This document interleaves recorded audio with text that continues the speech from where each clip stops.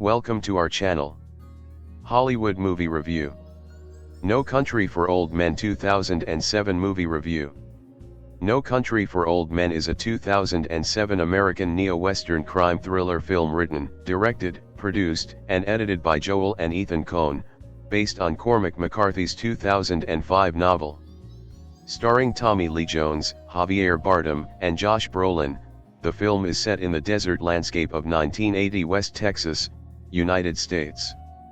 The film revisits the themes of fate, conscience, and circumstance that the Coen brothers had explored in the films Blood Simple, 1984, Raising Arizona, 1987, and Fargo, 1996.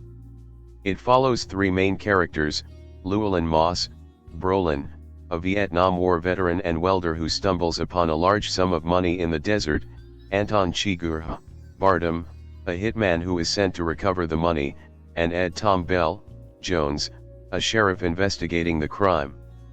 The film also stars Kelly MacDonald as Moss's wife, Carla Jean, and Woody Harrelson as Carson Wells, a bounty hunter seeking Moss and the return of the money. No Country for Old Men premiered in competition at the 2007 Cannes Film Festival on May 19. The film became a commercial success, grossing $171 million worldwide against a budget of $25 million. Critics praised the Coen's direction and screenplay and Bardem's performance, and the film was heavily awarded, winning 4 Academy Awards, including Best Picture, 3 BAFTAs, and 2 Golden Globes. The American Film Institute listed it as an AFI Movie of the Year, and the National Board of Review selected it as the best of 2007. To date, it is the last Western film to ever win the Academy Award for Best Picture, the others being Cimarron in 1931, Dances with Wolves in 1990, and Unforgiven in 1992. No Country for Old Men was considered one of the best films of 2007, and many regard it as the Coen brothers' magnum opus. It has since been widely recognized as one of the greatest films of the 2000s and 21st century. The Guardian's John Patterson wrote, "The Coens' technical abilities, and their feel for a landscape-based Western classicism reminiscent of Anthony Mann and Sam Peckinpah, are matched by few living directors," and Peter Travers of Rolling Stone said that it is a new career peak for the Coen brothers and as entertaining as hell. In 2024, the film was selected for preservation in the United States National Film Registry by the Library of Congress as being culturally, historically, or aesthetically significant. In 1980, hitman Anton Chigurh is arrested in Texas. He escapes by strangling the sheriff's deputy to death and steals a car by killing the driver with a captive bolt pistol. Later, he spares the life of a gas station owner for correctly calling a coin toss. Llewellyn Moss is hunting pronghorns in the desert. He comes across the aftermath of a drug deal gone wrong, finding several dead men, a wounded Mexican man begging for water, drugs in a truck, and a briefcase containing $2 million in cash. He takes the briefcase and returns home. Feeling guilty, he returns with water that night but finds the man dead. He looks up to the ridge and sees 2 armed men who pursue him in a truck. He escapes by diving into a river. After making his way back home, Moss sends his wife, Carla Jean, to stay with her mother. Chigurh is hired to recover the missing money. Meanwhile, Terrell County Sheriff Ed Tom Bell begins investigating the failed drug deal. Chigurh searches Moss's trailer home, using his bolt pistol to blow out the door lock. Moss takes a taxi to a motel in Del Rio, where he hides the briefcase in his room's air duct. When Moss returns to the motel after purchasing new boots, he sees the curtains in his room in a different position from when he left, and rightly assumes he has been found. Following a tracking device hidden in the case, Chigurh goes to Moss's motel and kills 3 Mexican mobsters who were waiting for Moss in his room. Moss has rented a second room adjacent to his first room with access to the duct where the money is hidden. He retrieves the briefcase before Chigurh opens the duct. Moving to a motel in the border town of Eagle Pass, Moss discovers the tracking device, but Chigurh has already found him. Their gunfight spills onto the streets, badly wounding both and killing a truck driver. Moss flees to Mexico, hiding the case along the Rio Grande. Chigurh cleans and stitches his wounds with stolen supplies. Carson Wells, a bounty hunter, visits a wounded Moss in a Mexican hospital and offers protection from Chigurh in exchange for the money, but Moss refuses. Wells locates the case but does not take it, and returns to his hotel where Chigurh ambushes him. The phone rings as Wells is bartering for his life. Chigurh fatally shoots him and takes the call from Moss, vowing to kill Carla Jean unless Moss gives up the money. Moss retrieves the case from the Rio Grande and arranges to meet Carla Jean at a motel in El Paso, where he plans to give her the money and hide her from danger. Carla Jean's mother unknowingly reveals Moss's location to a group of Mexicans tailing them. Belle reaches the motel in El Paso, only to find that the Mexicans have killed Moss. Carla Jean arrives later and weeps when Belle somberly removes his hat. That night, Belle returns to the crime scene and sees that the lock has been blown out. Chigurh appears to be on the other side of the door, holding his shotgun. Belle hesitantly enters and finds the room empty, and notices that the room's air duct has been opened. Carla Jean returns from her mother's funeral to find Chigurh waiting in her bedroom. Chigurh says he must fulfill his vow, but offers a coin toss as a compromise.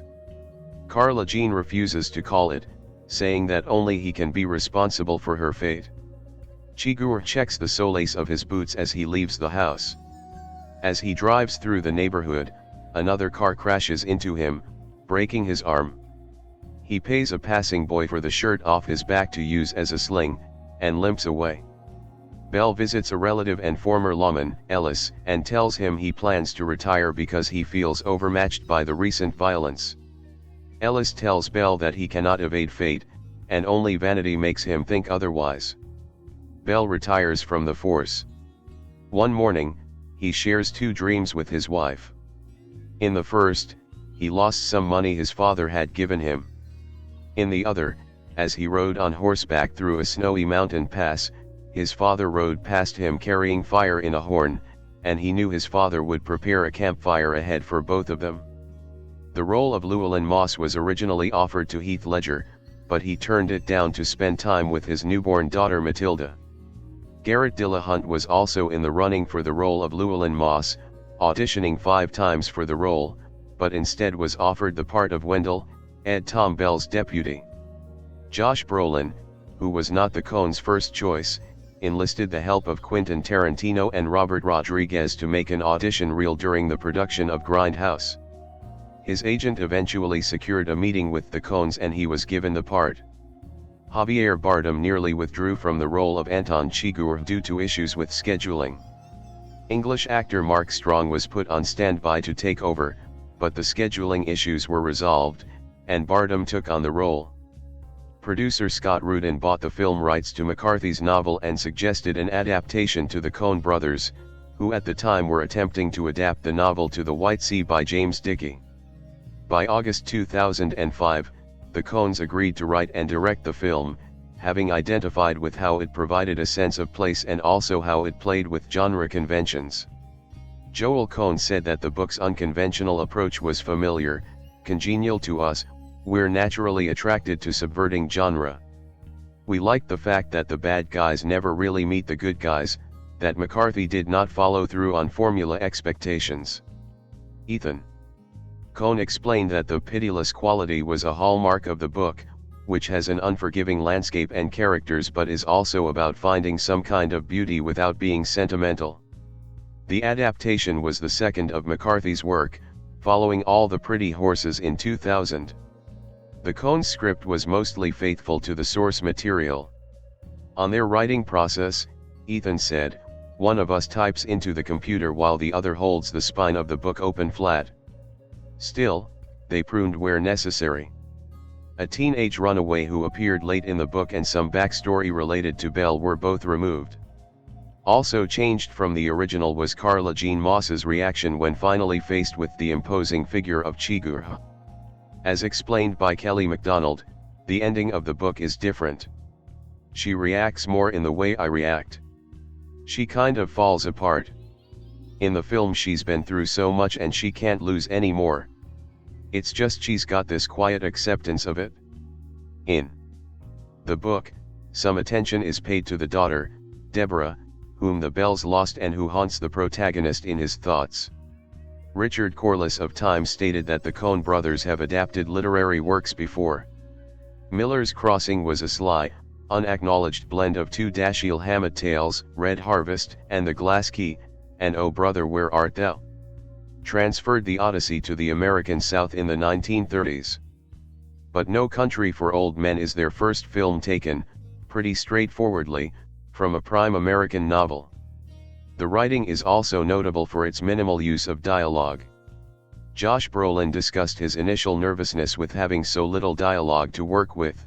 I mean, it was a fear, for sure, because dialogue, that's what you kind of rest upon as an actor, you know? Drama and all the stuff is all dialogue motivated. You have to figure out different ways to convey ideas. You don't want to overcompensate because the fear is that you're going to be boring if nothing's going on. You start doing this and taking off your hat and putting it on again, or some bullshit that doesn't need to be there. So yeah, I was a little afraid of that in the beginning. Peter Travers of Rolling Stone praised the novel adaptation.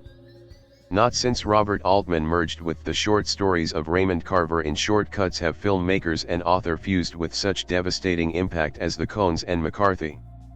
Good and evil are tackled with a rigorous fix on the complexity involved. Director Joel Coen articulated his interest in the McCarthy novel. There's something about it, there were echoes of it in No Country for Old Men that were quite interesting for us, he said, because it was the idea of the physical work that somebody does that helps reveal who they are and is part of the fiber of the story. Because you only saw this person in this movie making things and doing things in order to survive and to make this journey, and the fact that you were thrown back on that, as opposed to any dialogue, was interesting to us. Joel stated that this is the brothers' first adaptation. He further explained why they chose the novel. Why not start with Cormac? Why not start with the best? He further described this McCarthy book in particular as unlike his other novels, it is much pulpier. Joel stated that they have not changed much in the adaptation. It really is just compression, he said. We didn't create new situations. He further assured that he and Ethan had never met McCarthy when they were writing the script, but first met him during the shooting of the film. Joel believed that the author liked the film, while Ethan said, he didn't yell at us. We were actually sitting in a movie theater/screening room with him when he saw it, and I heard him chuckle a couple of times, so I took that as a seal of approval. I don't know, maybe presumptuously the lament that can be heard in these lines is for no longer belonging to the country of the young. It is also a lament for the way the young neglect the wisdom of the past and, presumably, of the old. Yeats chooses Byzantium because it was a great early Christian city in which Plato's academy, for a time, was still allowed to function. The historical period of Byzantium was a time of culmination that was also a time of transition. In his book of mystical writings, A Vision, Yeats says, I think that in early Byzantium, maybe never before or since in recorded history, religious, aesthetic, and practical life were one, that architect and artificers, spoke to the multitude and the few alike. The idea of a balance and a coherence in a society's religious, aesthetic, and practical life is Yeats's ideal. It is an ideal rarely realized in this world and maybe not even in ancient Byzantium. Certainly within the context of the movie No Country for Old Men, one has the sense, especially from Bell as the chronicler of the times, that things are out of alignment, that balance and harmony are gone from the land and from the people. Craig Kennedy adds that one key difference is that of focus. The novel belongs to Sheriff Bell. Each chapter begins with Bell's narration, which dovetails and counterpoints the action of the main story. Though the film opens with Bell speaking, much of what he says in the book is condensed and it turns up in other forms. Also, Bell has an entire backstory in the book that doesn't make it into the film. The result is a movie that is more simplified thematically, but one that gives more of the characters an opportunity to shine. Jay Ellis elaborates on Chigurh's encounter with the man behind the counter at the gas station. Where McCarthy gives us Chigurh's question as, "What's the most you ever saw lost on a coin toss?" he says, "The film elides the word saw, but the cones of course tend to the visual."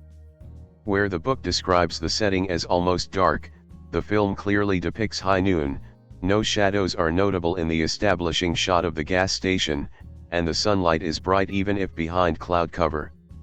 The light through 2 windows and a door comes evenly through 3 walls in the interior shots. But this difference increases our sense of the man's desperation later, when he claims he needs to close and he closes at near dark. It is darker, as it were, in the cave of this man's ignorance than it is outside in the bright light of truth. The project was a co-production between Miramax Films and Paramount's Classic Space division in a 50-50 partnership, and production was scheduled for May 2006 in New Mexico and Texas.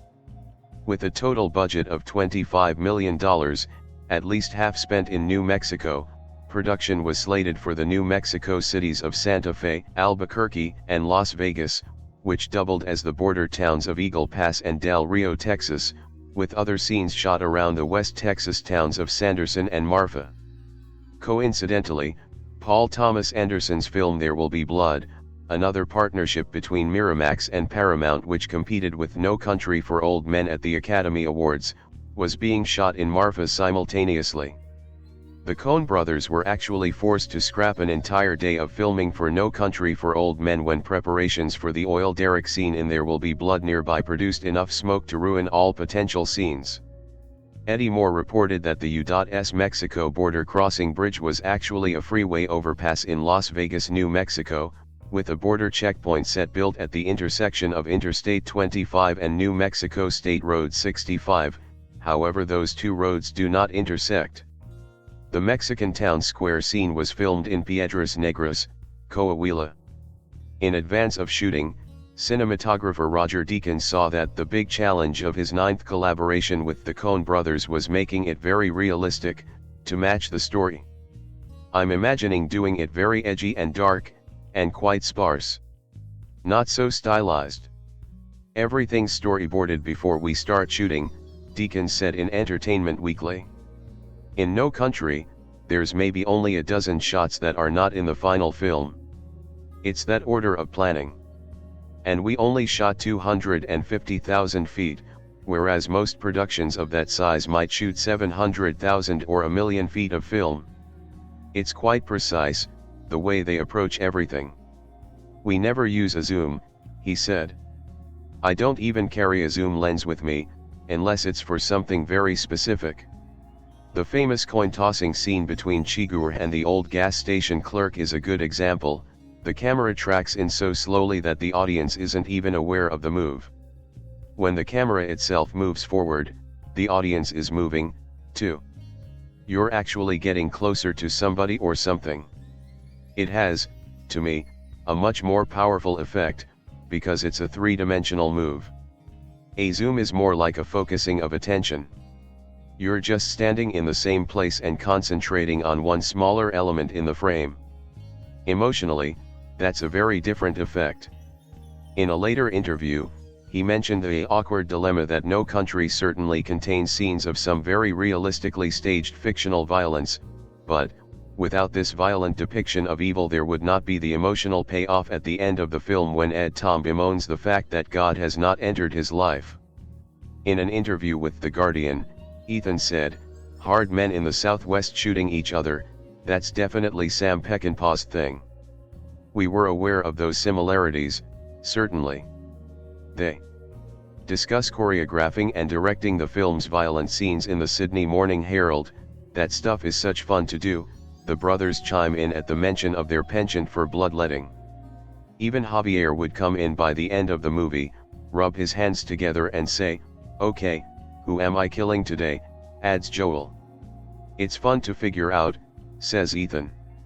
"It's fun working out how to choreograph it, how to shoot it, how to engage audiences watching it." Director Joel Coen described the process of filmmaking. "I can almost set my watch by how I'm going to feel at different stages of the process. It's always identical, whether the movie ends up working or not.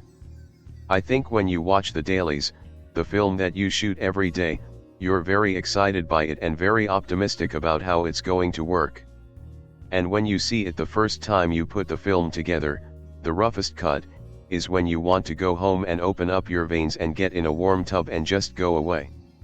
And then it gradually, maybe, works its way back, somewhere toward that spot you were at before. David Denby of The New Yorker criticized the way the Coens disposed of Llewellyn Moss. The Coens, however faithful to the book, he said, cannot be forgiven for disposing of Llewellyn so casually. After watching this foolhardy but physically gifted and decent guy escape so many traps, we have a great deal invested in him emotionally, and yet he's eliminated, off camera, by some unknown Mexicans. He doesn't get the dignity of a death scene. The Coens have suppressed their natural jauntiness. They have become orderly, disciplined masters of chaos, but one still has the feeling that, out there on the road from nowhere to nowhere, they are rooting for it rather than against it. Josh Brolin discussed the Coens' directing style in an interview, saying that the brothers only really say what needs to be said. They don't sit there as directors and manipulate you and go into page after page to try to get you to a certain place. They may come in and say one word or two words, so that was nice to be around in order to feed the other thing. What should I do right now? I'll just watch Ethan go humming to himself and pacing. Maybe that's what I should do, too. In an interview with Logan Hill of New York Magazine, Brolin said, "We had a load of fun making it. Maybe it was because we both, Brolin and Javier Bardem, thought we'd be fired. With the Coens, there's zero compliments, really zero anything. No nice work. Nothing. And then I'm doing the scene with Woody Harrelson. Woody can't remember his lines, he stumbles his way through it, and then both Coens are like, oh my god. Fantastic." David Gridden of the Daily Telegraph wonders, are the Coens finally growing up? He adds, if the film feels pessimistic, Joel insists that's not the Coens' responsibility. I don't think the movie is more or less so than the novel. We tried to give it the same feeling. The brothers do concede, however, that it's a dark piece of storytelling. It's refreshing for us to do different kinds of things, says Ethan, and we'd just done a couple of comedies. The Coens minimized the score used in the film, leaving large sections devoid of music. The concept was Ethan's, who persuaded a skeptical Joel to go with the idea. There is some music in the movie, scored by the Coens' longtime composer, Carter Burwell, but after finding that most musical instruments didn't fit with the minimalist sound sculpture he had in mind, he used singing bowls, standing metal bells traditionally employed in Buddhist meditation practice that produce a sustained tone when rubbed. The movie contains a mere 16 minutes of music, with several of those in the end credits. The music in the trailer was called Diabolic Clockwork by Two Steps from Hell. Sound editing and effects were provided by another longtime Coens collaborator, Skip Leafsay, who used a mixture of emphatic sounds, gunshots, and ambient noise, engine noise, prairie winds, in the mix. The Foley for the captive bolt pistol used by Chigurh was created using a pneumatic nail gun. Anthony Lane of The New Yorker states that there is barely any music, sensual or otherwise, and Carter Burwell's score is little more than a fitful murmur, and Douglas McFarlane states that perhaps the film's salient formal characteristic is the absence, with one telling exception, of a musical soundtrack, creating a mood conducive to thoughtful and unornamented speculation in what is otherwise a fierce and destructive landscape. J. Ellis, however, disagrees. McFarland missed the extremely quiet but audible fade in a few tones from a keyboard beginning when Chigurh flips the coin for the gas station man, he said. This ambient music, by longtime Coens collaborator Carter Burwell, grows imperceptibly in volume so that it is easily missed as an element of the mise-en-scene. But it is there, telling our unconscious that something different is occurring with the toss. This becomes certain when it ends as Chigurh uncovers the coin on the counter. The deepest danger has passed as soon as Chigurh finds, and Javier Bardem's acting confirms this, and reveals to the man that he has won. In order to achieve such a sound effect, Burwell tuned the music's swelling hum to the 60 Hz frequency of a refrigerator. Dennis Lim of the New York Times stressed that there is virtually no music on the soundtrack of this tense, methodical thriller. Long passages are entirely wordless. In some of the most gripping sequences, what you hear mostly is a suffocating silence. Skip Livesey, the film's sound editor, called this approach quite a remarkable experiment, and added that suspense thrillers in Hollywood are traditionally done almost entirely with music. The idea here was to remove the safety net that lets the audience feel like they know what's going to happen. I think it makes the movie much more suspenseful. You're not guided by the score, and so you lose that comfort zone. James Roman observes the effect of sound in the scene where Chigurh pulls in for gas at a Texaco station. Scene evokes an eerie portrayal of innocence confronting evil, he says, with the subtle images richly nuanced by sound. As the scene opens in a long shot, the screen is filled with the remote location of the rest stop with the sound of the Texaco sign mildly squeaking in a light breeze. The sound and image of a crinkled cashew wrapper tossed on the counter adds to the tension as the paper twists and turns. The intimacy and potential horror that it suggests is never elevated to a level of kitschy drama as the tension rises from the mere sense of quiet and doom that prevails. Jeffrey Overstreet adds that the scenes in which Chigurh stalks Moss are as suspenseful as anything the Coens have ever staged. And that has as much to do with what we hear as what we see. No Country for Old Men lacks a traditional soundtrack, but don't say it doesn't have music. The blip blip blip of a transponder becomes as frightening as the famous theme from Jaws. The sound of footsteps on the hardwood floors of a hotel hallway are as ominous as the drums of war. When the leather of a briefcase squeaks against the metal of a ventilation shaft, you'll cringe, and the distant echo of a telephone ringing in a hotel lobby will jangle your nerves. While No Country for Old Men is a doggedly faithful adaptation of McCarthy's 2005 novel and its themes, the film also revisits themes the Coens had explored in their earlier movies Blood Simple and Fargo. The three films share common themes, such as pessimism and nihilism. The novel's motifs of chance, free will, and predestination are familiar territory for the Coen brothers, who presented similar threads and tapestries of fate circumstance in earlier works including Raising Arizona, which featured another hitman, albeit less serious in tone. Numerous critics cited the importance of chance to both the novel and the film, focusing on Chigurh's fate-deciding coin flipping, but noted that the nature of the film medium made it difficult to include the self-reflective qualities of McCarthy's novel. At the start of the film, Bell ruminates on a teenage criminal he arrested who was sentenced to death, and although the newspapers described the boy's murder of his 14-year-old girlfriend as a crime of passion, Bell muses that he told me there wasn't any passion to it. Told me he'd been planning to kill someone for about as long as he could remember. Said if they turned him out, he'd do it again. Said he knew he was going to hell. Be there in about 15 minutes. I don't know what to make of that. I surely don't. 69 Chicago Sun-Times critic Roger Ebert praised the narration. These words sounded verbatim to me from No Country for Old Men, the novel by Cormac McCarthy. But I find they are not quite. And their impact has been improved upon in the delivery. When I get the DVD of this film, I will listen to that stretch of narration several times. Jones delivers it with a vocal precision and contained emotion that is extraordinary, and it sets up the entire film. In The Village Voice, Scott Foundas writes that like McCarthy, the Coens are markedly less interested in who, if anyone, gets away with the loot than in the primal forces that urge the characters forward in the end. Everyone in No Country for Old Men is both hunter and hunted, members of some endangered species trying to forestall their extinction. Ebert writes that the movie demonstrates how pitiful ordinary human feelings are in the face of implacable injustice.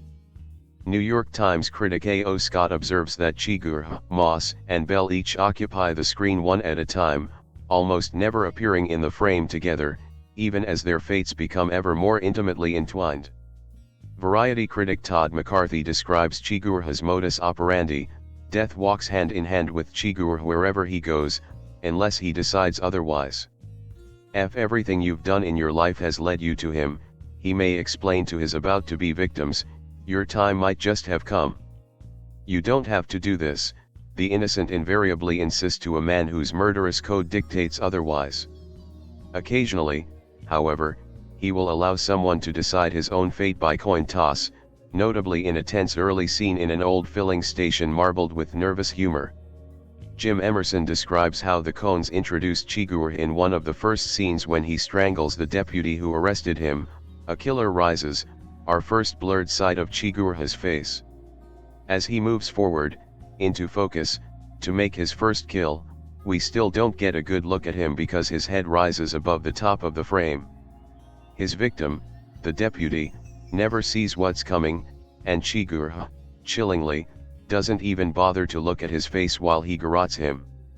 Critic Peter Bradshaw of The Guardian stated that the savory, serio-comic tang of the Coens' filmmaking style is recognizably present, as is their predilection for the weirdness of hotels and motels.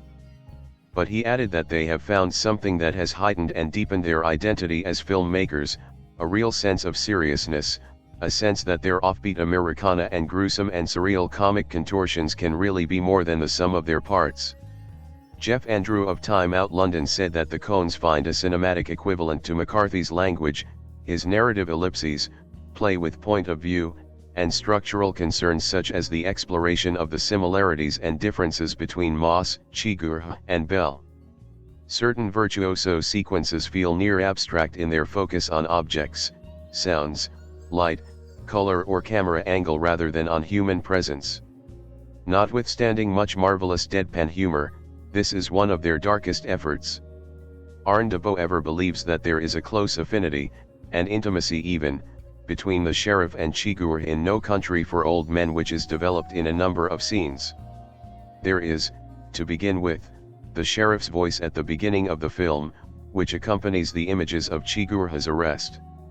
This initial weaving together of the figures of Chigurh and the sheriff is further developed later on in the film, when the sheriff visits Llewellyn Moss' trailer home in search for Moss and his wife, Carla Jean.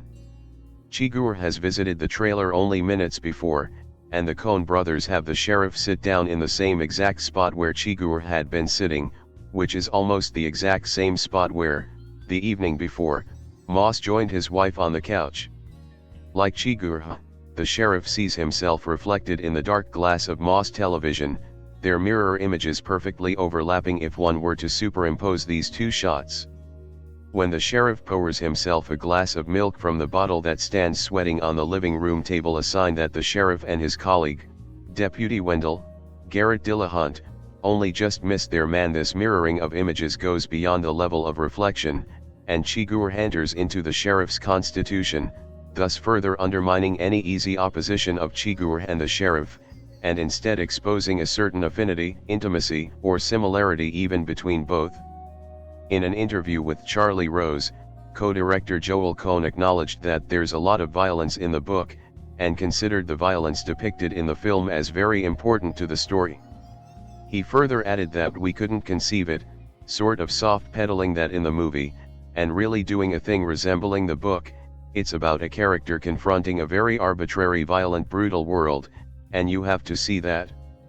Los Angeles Times critic Kenneth Turan commented on the violence depicted in the film, "The Coen brothers dropped the mask.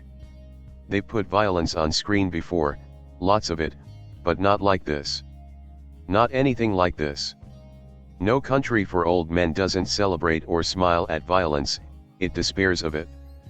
However, Turan explained that no one should see No Country for Old Men underestimating the intensity of its violence. But it's also clear that the Coen brothers and McCarthy are not interested in violence for its own sake, but for what it says about the world we live in. As the film begins, a confident deputy says, "I got it under control," and in moments he is dead.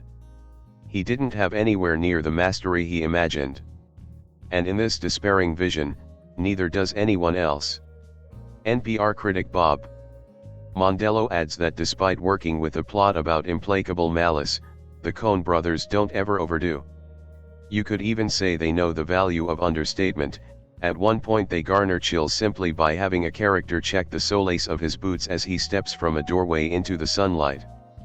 By that time, blood has pooled often enough in No Country for Old Men that they don't have to show you what he's checking for. According to a study published by researchers at the Universiteit Libre de Bruxelles, Belgium, in 2014, Chigurh is the most clinically accurate portrayal of a psychopath to date. Critic Stephanie Zacharek of Salon states that this adaptation of Cormac McCarthy's novel touches on brutal themes, but never really gets its hands dirty. The movie's violence isn't pulpy and visceral, the kind of thing that hits like a fist. It's brutal, and rather relentless, but there are still several layers of comfortable distance between it and us. At one point a character lifts his cowboy boot, daintily, so it won't be mussed by the pool of blood gathering at his feet.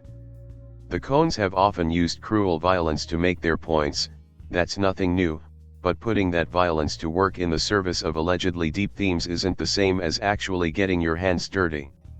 No Country for Old Men feels less like a breathing, thinking movie than an exercise. That may be partly because it's an adaptation of a book by a contemporary author who's usually spoken of in hushed, respectful, hat-in-hand tones, as if he were a schoolmarm who'd finally brought some sense and order to a lawless town. Ryan P. Doom explains how the violence devolves as the film progresses. The savagery of American violence begins with Chigurh's introduction, a quick 1-2 punch of strangulation and a bloody cattle gun. The strangulation in particular demonstrates the level of the Coen's capability to create realistic carnage to allow the audience to understand the horror that violence delivers. Chigurh kills a total of 12, possibly more, people, and, curiously enough, the violence devolves as the film progresses. During the first half of the film, the Coens never shy from unleashing Chigurh. The devolution of violence starts with Chigurh's shootout with Moss in the motel. Aside from the truck owner who is shot in the head after Moss flags him down, both the motel clerk and Wells's death occur off-screen. Wells's death in particular demonstrates that murder means nothing. Calm beyond comfort, the camera pans away when Chigurh shoots Wells with a silenced shotgun as the phone rings. He answers. It is Moss, and while they talk, blood oozes across the room toward Chigurh's feet. Not moving, he places his feet up on the bed and continues the conversation as the blood continues to spread across the floor. By the time he keeps his promise of visiting Carla Jean, the resolution and the violence appear incomplete. Though we're not shown Carla Jean's death, when Chigurh exits and checks the bottom of his socks for blood, it's a clear indication that his brand of violence has struck again. Richard Gilmore states that the previous Coen brothers movie that has the most in common with No Country for Old Men is, in fact, Fargo, 1996. In Fargo there is an older, wiser police chief, Marge Gunderson, Francis McDormand, just as there is in No Country for Old Men. In both movies, a local police officer is confronted with grisly murders committed by men from out of town. In both movies, greed lies behind the plots. Both movies feature as a central character a cold-blooded killer who does not seem quite human and whom the police officer seeks to apprehend. Joel Coen and David Gridden agree. In an interview with Gridden of the Daily Telegraph, Gridden states that overall the film seems to belong in a rarefied category of Coen films occupied only by Fargo, 1996, which is also a crime story with a decent small-town sheriff as its central character.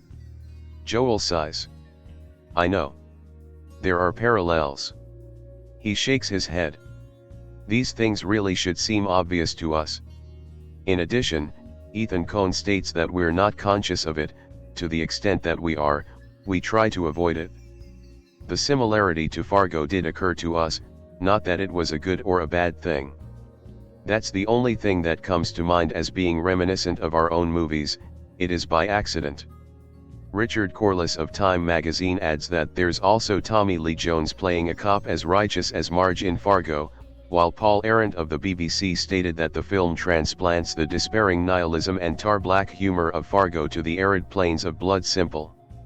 Some critics have also identified similarities between No Country for Old Men and the Coens' previous film Raising Arizona, namely the commonalities shared by Anton Chigurh and the fellow bounty hunter Leonard Smalls, although Paul Arendt of the BBC finds that No Country can be enjoyed as a straightforward genre thriller with suspense sequences that rival the best of Hitchcock. In other respects, the film can be described as a Western, and the question remains unsettled. For Richard Gilmore, it is, and is not, a Western. It takes place in the West and its main protagonists are what you might call Westerners. On the other hand, the plot revolves around a drug deal that has gone bad.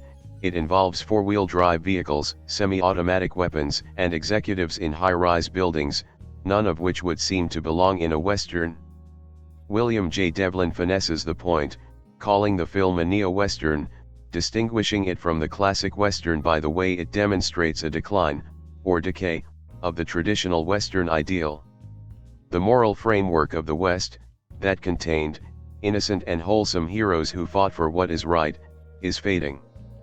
The villains, or the criminals, act in such a way that the traditional hero cannot make sense of their criminal behavior. Deborah Biancott sees a Western Gothic, a struggle for and with God, an examination of a humanity haunted by its past and condemned to the horrors of its future. Tease a tale of unrepentant evil, the frightening but compelling bad guy who lives by a moral code that is unrecognizable and alien. The Wanderer, the psychopath, Anton Chigurh, is a man who's supernaturally invincible. Even the directors have weighed in. Joel Coen found the film interesting in a genre way, but it was also interesting to us because it subverts the genre expectations. He did not consider the film a Western because when we think about Westerns we think about horses and six guns, saloons, and hitching posts. But co-director Ethan said that the film is sort of a Western, before adding and sort of not. Gilmore, though, thinks that it is a mixing of the two great American movie genres, the Western and film noir, which reflect the two sides of the American psyche. On the one hand, there is a Western in which the Westerner is faced with overwhelming odds, but between his perseverance and his skill, he overcomes the odds and triumphs. In film noir, on the other hand, the hero is smart, more or less, and wily, and there are many obstacles to overcome. The odds are against him, and, in fact, he fails to overcome them. This genre reflects the pessimism and fatalism of the American psyche. With No Country for Old Men, the Coens combine these two genres into one movie. It is a Western with a tragic, existential, film noir ending. One of the themes in the story involves the tension between destiny and self-determination. According to Richard Gilmore, the main characters are torn between a sense of inevitability that the world goes on its way and that it does not have much to do with human desires and concerns, and the notion that our futures are inextricably connected to our own past actions.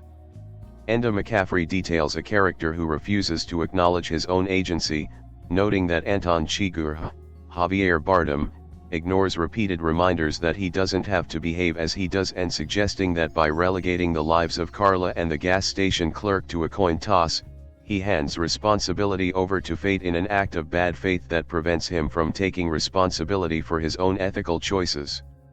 Not only behavior, but position alters. One of the themes developed in the story is the shifting identity of hunter and hunted. Scott Foundas stresses that everyone in the film plays both roles, while Judy Newman focuses on the moments of transition, when Hunter Llewellyn Moss and Investigator Wells become themselves targets. The story contrasts old narratives of the Wild West with modern crimes, suggesting that the heroes of old can at best hope to escape from rather than to triumph over evil. William J. Devlin explores the narrative of Sheriff Ed Tom Bell, an aging Western hero, symbolic of an older tradition, who does not serve an underpopulated Wild West, but an evolved landscape with new breeds of crime which baffle him. William Lure focuses on the perspective of the retiring lawman played by Tommy Lee Jones at the beginning of the film, who is withdrawing from an evil which he cannot understand or address, reflecting the film's millennial worldview with no hope for a viable future, only the remote possibility of individual detachment from it all. No Country for Old Men premiered in competition at the 2007 Cannes Film Festival on May 19. Stephen Robb of the BBC covered the film opening at Cannes. With no sign yet of an undisputed classic in competition at this 60th Cannes, he said, No Country for Old Men may have emerged as a front-runner for the trophy Joel and Ethan Coen collected for Barton Fink in 1991. "We are very fortunate in that our films have sort of found a home here," says Joel. "From the point of view of getting the movies out to an audience, this has always been a very congenial platform." The reception to the film's first press screening in Cannes was positive. Screen International's jury of critics, assembled for its daily Cannes publication, all gave the film 3 or 4 marks out of 4. The magazine's review said the film fell short of the greatness that sometimes seems within its grasp. But it added that the film was guaranteed to attract a healthy audience on the basis of the track record of those involved, respect for the novel and critical support. The film commercially opened in limited release in 28 theaters in the United States on November 9, 2007, grossing $1,226,333 over the opening weekend, and opened in the United Kingdom, limited release, and Ireland on January 18, 2008. The film expanded to a wide release in 860 theaters in the United States on November 21, 2007, grossing $7,776,773 over the first weekend. The film subsequently increased the number of theaters to 2,037. It was the 5th highest-ranking film at the U.S. box office in the weekend ending December 16, 2007. The film opened in Australia on December 26, 2007. As of February 13, 2009, the film had grossed $74,283,000 domestically, United States. No Country for Old Men became the biggest box office hit for the Coens, until it was surpassed by True Grit in 2010. No Country for Old Men is the third lowest grossing Oscar winner, only surpassing Crash, 2005, and The Hurt Locker, 2009. The final balance sheet was a $74 million gross domestically. Miramax employed its typical gradual release strategy. It was released in November, was initially given a limited release, and benefited from the nomination and the win, with weekend grosses picking up after each. By contrast, the previous year's winner, The Departed, was a Best Picture winner with the time series chart that is typical of Hollywood blockbusters, a big opening weekend followed by a steady decline. Buena Vista Home Entertainment released the film on DVD and in the high-definition Blu-ray format on March 11, 2008, in the United States. The only extras are 3 behind-the-scenes featurettes. The release topped the home video rental charts upon release and remained in the top 10 positions for the first 5 weeks. Website blue-ray.com reviewed the Blu-ray edition of the film, and gave the video quality an almost full mark. It stated that with its AVC MPEG-4 video on BD50, the picture quality of No Country for Old Men stands on the highest rung of the home video ladder.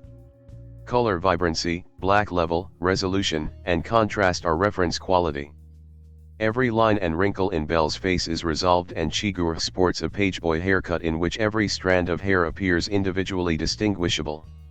No other film brings its characters to life so vividly solely on the merits of visual technicalities. Watch the nighttime shootout between Moss and Chigurh outside the hotel. As bullets slam through the windshield of Moss's getaway car, watch as every crack and bullet hole in the glass is extraordinarily defined. The audio quality earned an almost full mark, where the 24-bit 48 kHz lossless PCM serves voices well, and excels in more treble-prone sounds. Perhaps the most audibly dynamic sequence is the dawn chase scene after Moss returns with water. Close your eyes and listen to Moss's breathing and footsteps as he runs, the truck in pursuit as it labors over rocks and shrubs, the crack of the rifle and hissing of bullets as they rip through the air and hit the ground. The entire sequence and the film overall sounds very convincing. Kenneth S. Brown of website High Def Digest stated that the Blu-ray edition of the film is magnificent, and includes all of the 480i/p special features that appear on the standard DVD. However, to my disappointment, the slim supplemental package doesn't include a much-needed director's commentary from the Coens. It would have been fascinating to listen to the brothers dissect the differences between the original novel and the Oscar-winning film.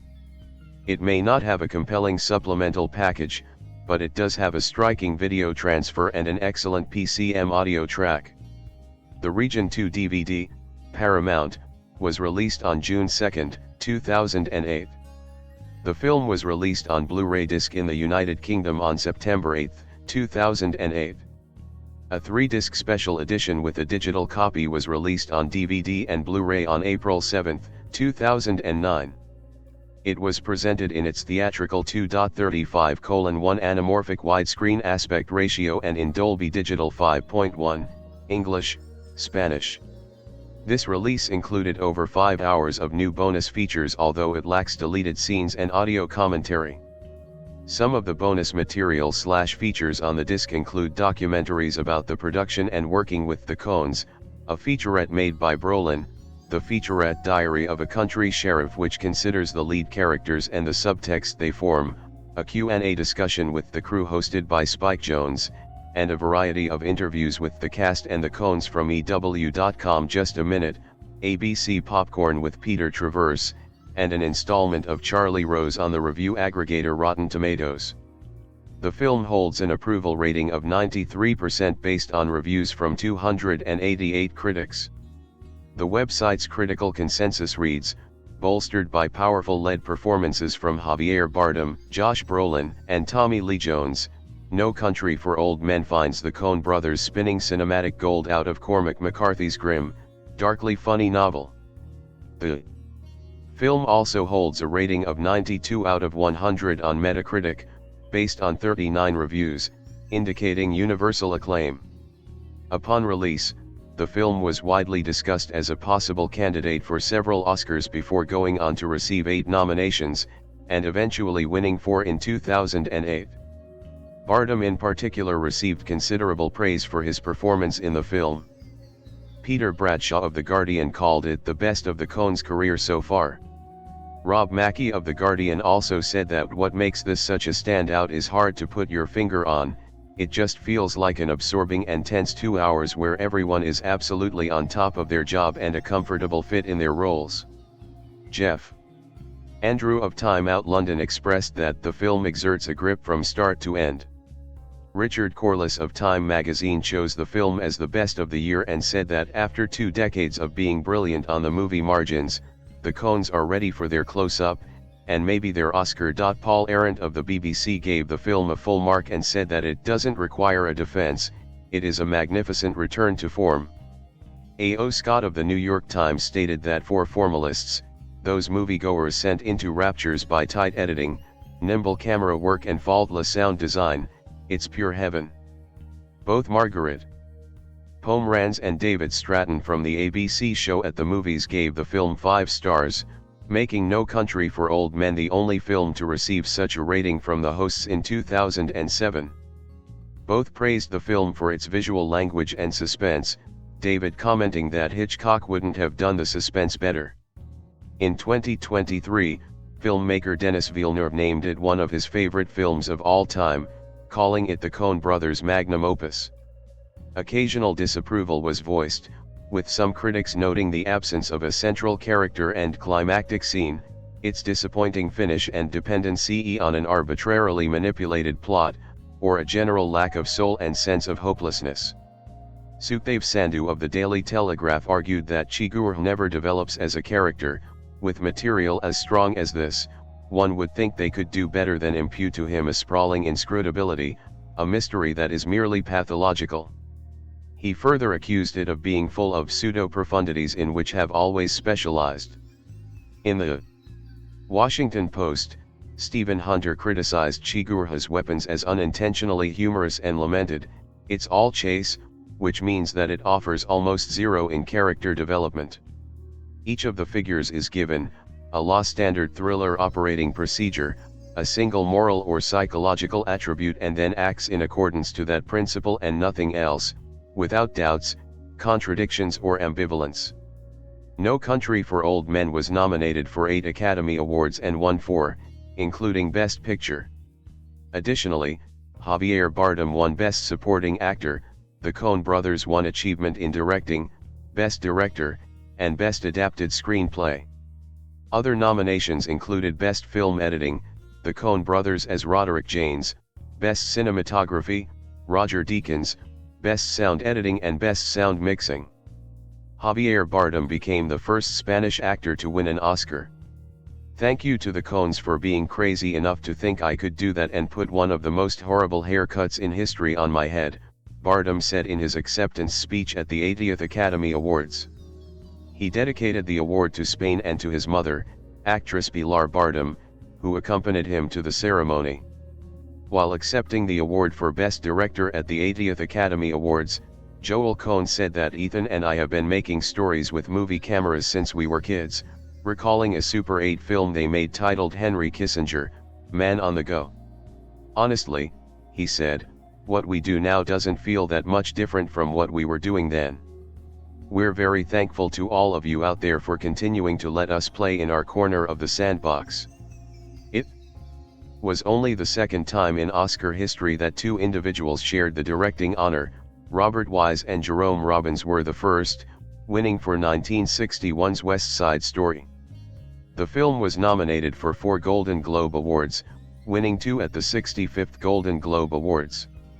Javier Bardem won Best Performance by an Actor in a Supporting Role in a Motion Picture, and the Coen brothers won Best Screenplay, Motion Picture. The film was also nominated for Best Motion Picture, Drama, and Best Director, Ethan Coen and Joel Coen. Earlier in 2007 it was nominated for the Palme d'Or at the Cannes Film Festival. The Screen Actors Guild gave a nomination nod to the cast for its outstanding performance. The film won top honors at the Directors Guild of America Awards for Joel and Ethan Coen. The film was nominated for 9 BAFTAs in 2008 and won in 3 categories, Joel and Ethan Coen winning the award for Best Director, Roger Deakins winning for Best Cinematography and Javier Bardem winning for Best Supporting Actor. It has also been awarded the David Di Donatello for Best Foreign Film. No Country for Old Men received recognition from numerous North American critics associations, New York Film Critics Circle, Toronto Film Critics Association, Washington, D.C. Area Film Critics Association, National Board of Review, New York Film Critics Online, Chicago Film Critics Association, Boston Society of Film Critics, Austin Film Critics Association, and San Diego Film Critics Society. The American Film Institute listed it as an AFI Movie of the Year for 2007, and the Australian Film Critics Association and Houston Film Critics Society both voted it Best Film of 2007. The film appeared on more critics' top 10 lists, 354, than any other film of 2007, and was more critics' number 1 film, 90, than any other. In 2021, members of Writers Guild of America West, WGAW, and Writers Guild of America, East, WGAE, ranked its screenplay 5th in UGA's 101 Greatest Screenplays of the 21st Century, so far. In June 2025, the film ranked number 6 on the New York Times list of the 100 best movies of the 21st century and ranked number 3 on its Reader's Choice list. In July 2025, it ranked number 31 on Rolling Stone's list of the 100 best movies of the 21st century. Tommy Lee Jones sued Paramount for bonuses and improper expense deductions in 2008. The matter was resolved in April 2010, with the company paying Jones a $17.5 million box office bonus after a determination that his deal was misdrafted by studio attorneys. Those studio attorneys settled with Paramount for $2.6 million over that error. Scrupulously adapted from Cormac McCarthy's 2005 novel, frequently called minor on the apparent grounds that it is one of the author's easiest books to read, the film represents a roaring return for filmmakers Joel and Ethan Coen to the mode of their heyday, particularly their debut Blood Simple and Fargo, perhaps their best received work. Like those two projects, No Country is a meditation on violence and the search for moral order in modern America, although neither of those earlier films reached for the same apocalyptic scope, and please, let's not get into the messy business of ranking them, Ask me after 10 years and another half dozen viewings if No Country is their best. Of the brothers canon, perhaps only Barton Fink achieves a comparable level of destructive power, and they're only in the hallucinatory final act. In contrast, No Country is for nearly its entire 2 hours a voyage through hell on earth, pitting a weak man of good against a force of incomprehensible evil, with a deeply ambiguous man in the center.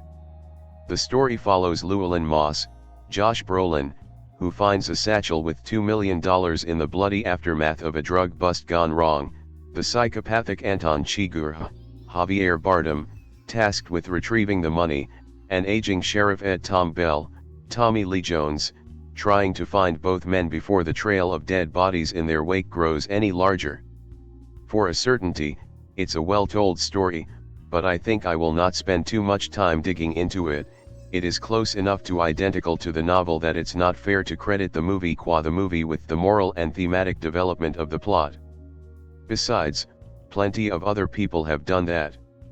Though, I would like to posit that the few changes to the story are all well chosen, and make it more cinematic. That is, the book's narrative is great for a book, and the film's narrative, where it is different, primarily the streamlined ending, is great for a movie. No, instead of talking about why this is a tremendously effective story about the fear of death and the fear of obsolescence, and the ways that those fears shade into one another, I'd like to talk, and by talk I mean, rave fanboyishly, about the construction of the thing. I am after all an unrepentant for-pip-malist, and the Coens are among the finest formal directors now working, and damn me if No Country for Old Men isn't just about the most exemplary work in their career. There is, of course, the obvious stuff, and nothing about the film's aesthetic is more obvious than Roger Deakins' cinematography. The man is having a banner year, first in the Valley of Illa, then the assassination of Jesse James by the coward Robert Ford. About that latter film, I proposed that it might be the most beautiful work of his career. I am willing to put away the qualifiers now. No Country represents the pinnacle of a career that has included such tours du camera as Fargo and Jarhead. If I may be so reductive, cinematography is at heart the art of telling a story using light and dark. There are such things as focus and composition, obviously, but in No Country, it is primarily Deakins' use of shadow, silhouette, and harsh key lighting that create mood and atmosphere. Much of the film takes place at night, and so there are frequent pools of light and flashlights and the like used as spots of illumination in the darkness. Even during the daylight scenes, there are deep dark shadows cutting into the world. A phenomenal early example, the shadow of a cloud rolling over the landscape, and more than once in the film, the harsh desert sunlight gives way to a slab of interior blackness, most particularly in a scene near the end when one character is preparing to enter a room that he knows to house only death and danger. Basically, I mean to say that this is a dark film, even when it's nominally bright. Then there is the editing, done by the Coens under the collective pseudonym Roderick Jaynes. It's rather conspicuous, for those who like to look for such things, and it is powerful. One need look no further than the first 10 minutes, for a scene in which Moss crawls through a dark killing field, and the cuts are precisely what is necessary to dial the tension up at a constant rate, culminating in the truly shocking moment when Moss glances over his shoulder to see the sudden appearance of the men who will in short order be making his life an endless chase. And then, the problem with reviewing this film, for the enthusiast, the temptation to make the review a laundry list of what is awesome is nearly impossible to avoid. At any rate, I have elected not to avoid it. There is the soundscape. Sound is fundamentally one of those things that you just cannot explain. I went to film school for 4 years and I still have a hard time being any more specific than that sounded cool. Let me content myself then by naming the designer, Craig Berkey, and the editor, Skip Leavesay, who has been with the brothers since Blood Simple, and let me argue vaguely that the sound in this film is brilliant and beyond brilliant, full of tiny noises amplified to great intensity, the seemingly constant undertone of the wind, and the subtle but persistent hiss of Chigurh's cattle gun. But for all that, this is a Coen film, and what that means more than anything else is the precision of the world that it takes place in, not like Tim Burton or Terry Gilliam, a grotesque, nor like Tarantino, a day-glow pastiche of reality. The Coen mise en scene is and always has been a collection of tiny and perfectly realistic details building upon each other until a complete world has been established, almost identical to ours except for some details of quirk and character. A Coen film takes place in a very lived-in world, and in the case of No Country, that is a hazy mash-up of 1980 and today, with a rich superfluity of details starting at the scuff marks which Chigurh's first victim leaves on a tile floor to the crowded old shack where Sheriff Bell fails to achieve the moral epiphany he so craves. In between, there is not a single shot that doesn't feel of a piece with the whole, a reality just a shade to the side of ours. What else is there to say? Others have alternately praised and damned the film's ending as well as I could. For the record, I am in favor of the film's current ending, which manages to remain totally elliptical as it still ties off each and every loose end. There are the actors, who are as good as you've heard. Bardem in particular feels more like a force of nature than a character. The Glaswegian actress Kelly MacDonald disappears completely into the role of a nervous Texas housewife, and I am invariably charmed to see a Deadwood alum on the big screen, in this case Garrett Dillahunt as Bell's second-in-command. But I don't want to write the definitive No Country essay, if such a thing can exist. Plenty of words have already been spent on the film and plenty more will be spent. It's that kind of film. For my part, I am content at this moment to praise what I think is a flat-out masterpiece of the nuts and bolts craftsmanship that makes cinema unique.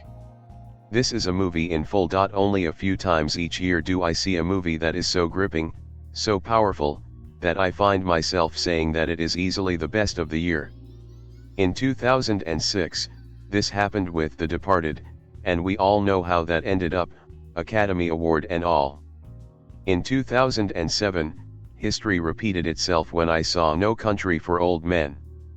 I have been a fan of the Coen brothers since I saw Raising Arizona in high school. With very few exceptions, dare I remind everyone of Intolerable Cruelty, pretty much every film they touch is a brilliant masterwork. This is the case with No Country for Old Men. The film follows a regular guy, Josh Brolin, from a trailer park in West Texas who stumbles upon a drug deal gone wrong in the desert. He discovers a satchel of money and takes it from the dead drug dealers. However, he doesn't realize that a sociopath, Javier Bardem, has been sent to retrieve the money. Also following them both around the country is a small-town sheriff, Tommy Lee Jones. Not since Fargo have the Coen brothers made such a perfect movie. Based on a book by Cormac McCarthy, No Country for Old Men unravels into something you'd never expect.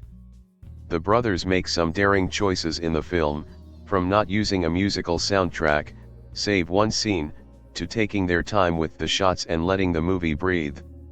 At its core, this is a thriller, but it is very hard to categorize. The dialogue is, in many ways, hilarious. Tommy Lee Jones offers a dry delivery that makes even the most eerie lines seem humorous, but never out of place. The acting is superb, and it is often overshadowed by Javier Bardem's Oscar-winning performance. Still, the whole cast does well, including great smaller roles by people like Woody Harrelson and Kelly MacDonald. The pacing of this film reminds me of why the Coens are such expert filmmakers. In a season when it's tempting to have the movies run north of 2.5 hours, they actually keep things to the 2-hour mark. Even though some shots are long and drawn out, it's not indulgent. These only serve to make the punctuated, explosive action sequences that much more thrilling.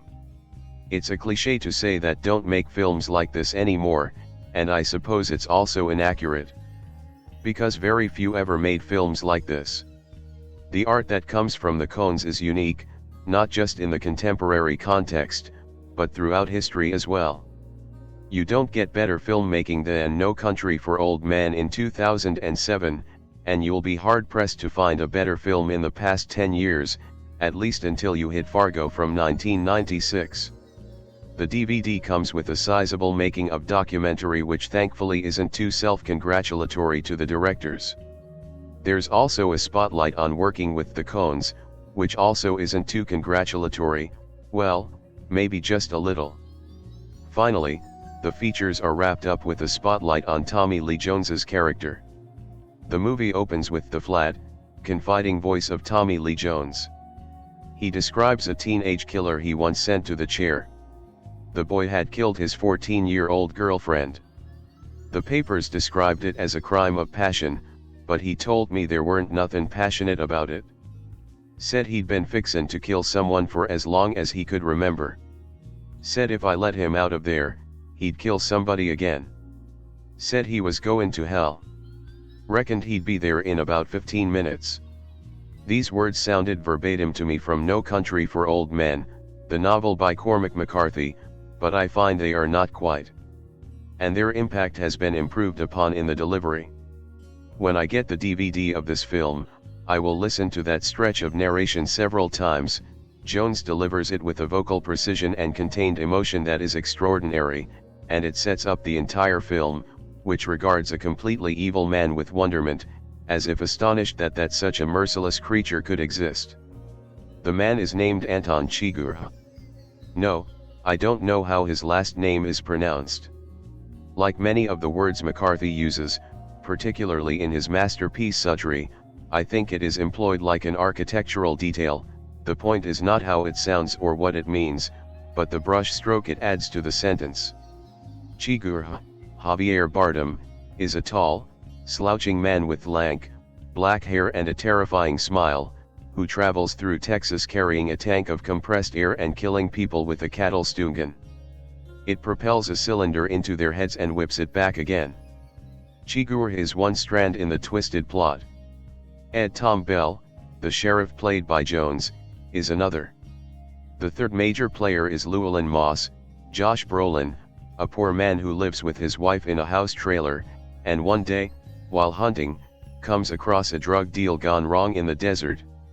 Vehicles range in a circle like an old wagon train. Almost everyone on the scene is dead. They even shot the dog. In the back of one pickup are neatly stacked bags of drugs. Llewellyn realizes one thing is missing, the money.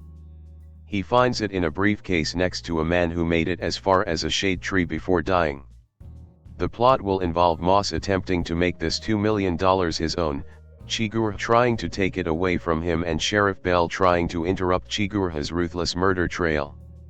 We will also meet Moss' childlike wife, Carla Jean, Kelly MacDonald, a cocky bounty hunter named Carson Wells, Woody Harrelson, the businessman, Stephen Root, who hires Carson to track the money after investing in the drug deal, and a series of hotel and store clerks who are unlucky enough to meet Chigurh.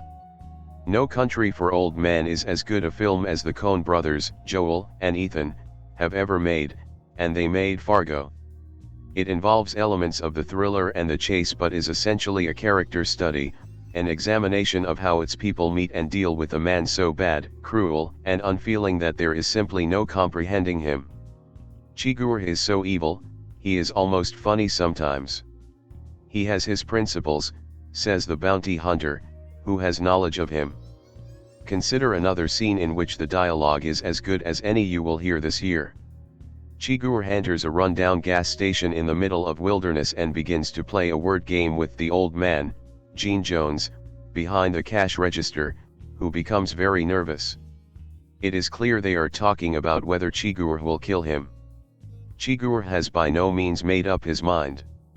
Without explaining why, he asks the man to call the flip of a coin. Listen to what they say, how they say it, how they imply the stakes. Listen to their timing. You want to applaud the writing, which comes from the Coen brothers, out of McCarthy. The $2 million turns out to be easier to obtain than to keep. Moss tries hiding in obscure hotels. Scenes are meticulously constructed in which each man knows the other is nearby. Moss can run but he can't hide. Chigurh always tracks him down. He shadows him like his doom, never hurrying, always moving at the same measured pace, like a pursuer in a nightmare.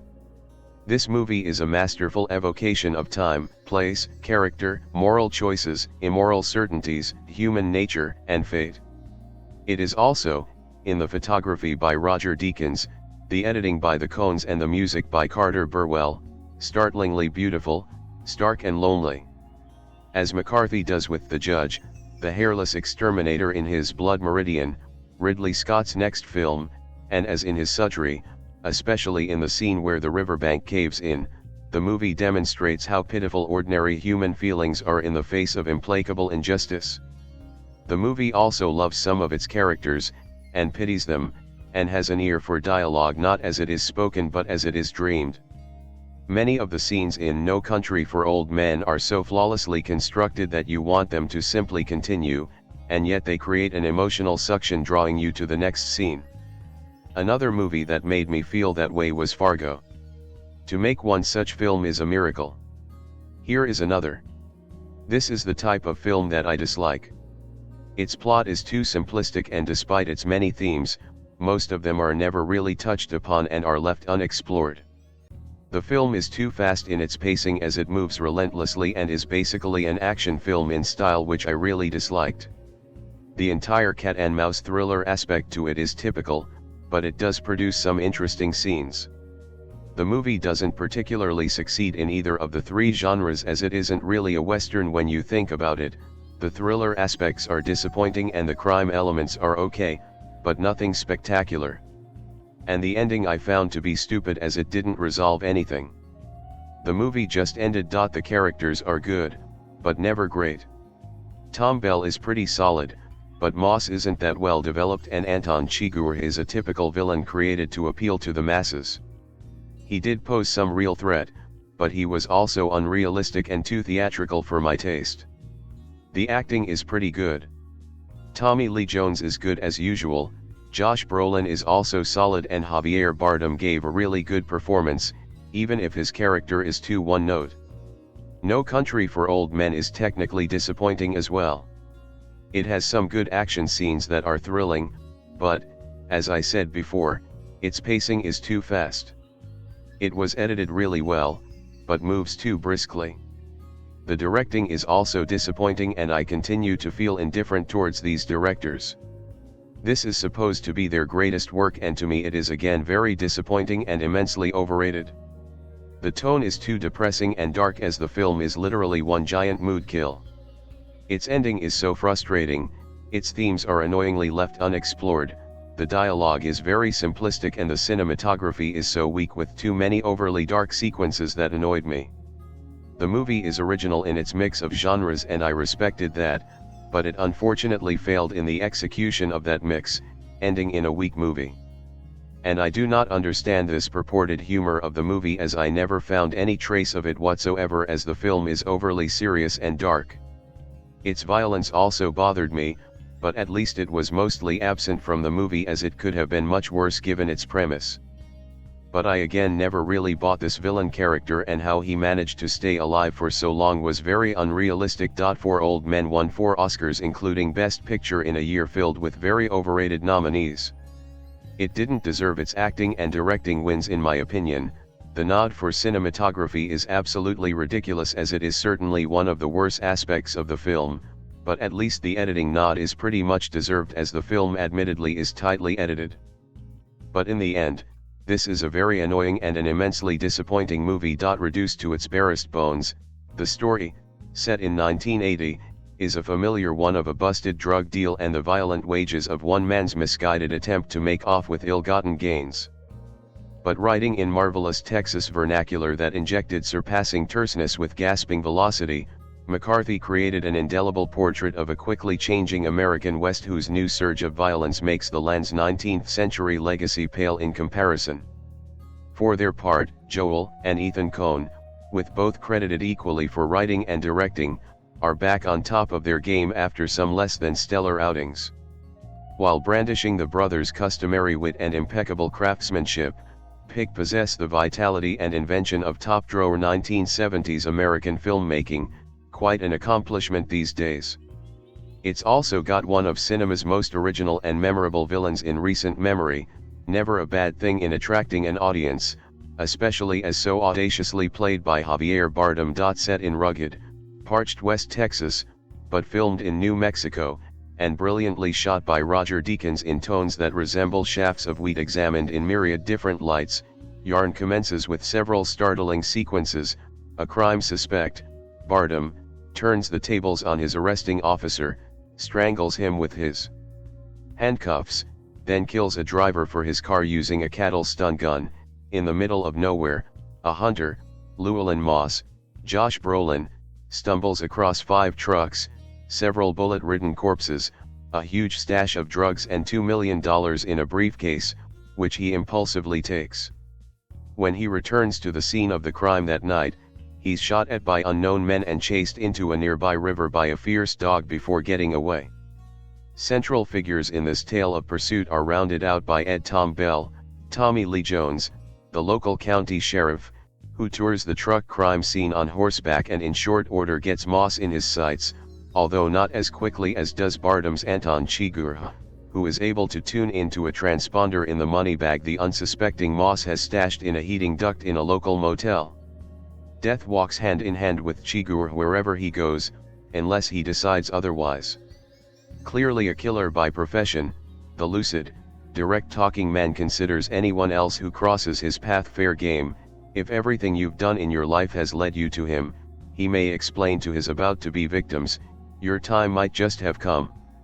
You don't have to do this, the innocent invariably insist to a man whose murderous code dictates otherwise. Occasionally, however, he will allow someone to decide his own fate by coin toss, notably in a tense early scene in an old filling station marbled with nervous humor. In addition to the pared-down dialogue, Pick is marked by silences, wind-inflected ones to be found naturally in the empty expanses of the West, as well as breathlessly suspenseful interior interludes, notably an ultra-Hitchcockian sequence in which Moss, aware that Chigurh has tracked him to an old hotel, listens and waits in his room as his hunter comes quietly to his door. It's amazing how much carnage ensues given that the action essentially focuses upon 3 men playing cat and mouse across a beautiful and brutal landscape. 3 guys in the wrong motel room at the wrong time get the treatment from Chigurh, and a cocky intermediary, Woody Harrelson, for the missing money's apparent rightful owner makes the mistake of getting in between the trigger-happy assassin and Moss. And they're far from the only victims in a story that disturbingly portrays the nature of the new violence stemming, in the view advanced here, from the combination of the drug trade and the disintegration of societal mores. The manner in which the narrative advances is shocking and nearly impossible to predict. Viewers who haven't read the bestseller will be gripped by the situations put on screen and sometimes afraid to see what they fear will happen next. Those familiar with the story will be gratified to behold a terrific novel make the shift in medium managed, for once, with such smarts. The Coens build a sense of foreboding from the outset without being heavy or pretentious about it. They have consistently worked in the crime genre, of course, beginning with their first film, Blood Simple, whose seriousness perhaps mostly approximates the tone of this one, although there are overlaps as well with Miller's Crossing and Fargo. But while they have eliminated one especially poignant character from the book in the interests of time, slashed Bell's distinctive philosophical ruminations and perhaps unduly hastened the ending, the brothers have honored McCarthy's serious themes, the integrity of his characters and his essential intentions. They have also beefed up the laughs, the majority of which stem from the unlikely source of the cold-blooded Chigurh. From the outset, the powerful and commanding Bardem leaves no doubt that Chigurh would just as soon kill you as ask you the time of day. His conversation brooks no nonsense or evasion. But it is the character's utter lack of humor that Bardem and the Coens cleverly offer as the source of the character's humorousness, and the actor makes the most of this approach in a diabolically effective performance.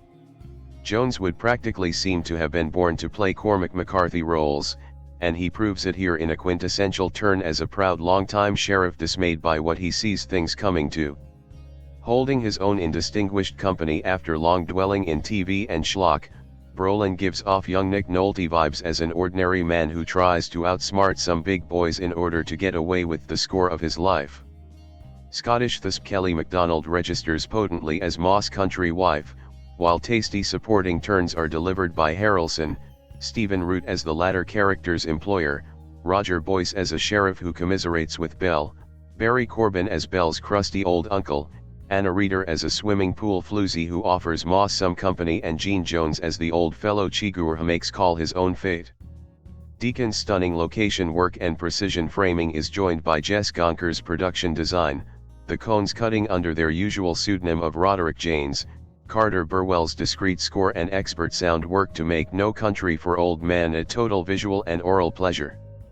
Plot holes, Cracker Barrel philosophizing and setting a major climactic scene off-screen serve to undo all their fine work. The entire premise of the film is to pitch three men onto a path that will lead to a final reckoning, but it just peters out. Audiences will flock to see a mainstream Coen Brothers film with such a colorful villain, but word of mouth about its fizzled conclusion may do damage at the box office. There is a lot of carnage in Old Men, and some of it has already taken place when Vietnam veteran Llewellyn Moss, Josh Brolin, comes across the scene of what is obviously a big-time drug deal gone bad. Bodies litter the ground between shot-out vehicles, there's a truckload of neatly packed dope and a satchel containing millions of dollars. One man remains alive and asks for water. Absurdly, for a seasoned hunter on that arid terrain, Moss doesn't have any. He takes the money back to the trailer he shares with a devoted young wife played convincingly by Kelly MacDonald, but in the middle of the night he is stricken with guilt. Not about taking the money but about leaving a dying man with no water. So goes in the dark to the isolated killing scene where he knows there's a vast quantity of drugs. Inevitably, men with guns who have a proprietary interest in the contraband make their presence felt, and Moss is fast on the run.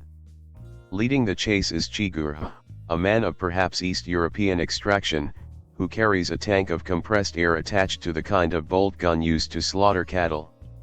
It sounds like something Carl Hyacin would come up with, but Bardem plays the drug runner with such humorless conviction that his weapon of choice becomes truly threatening. Chigurh, however, joins the list of implacable murderers such as Hannibal Lecter and the Terminator, whose encounters with terrified innocent people are played for laughs. Chigurh mostly just slays anyone he encounters, but now and then he lets the toss of a coin decide someone's fate.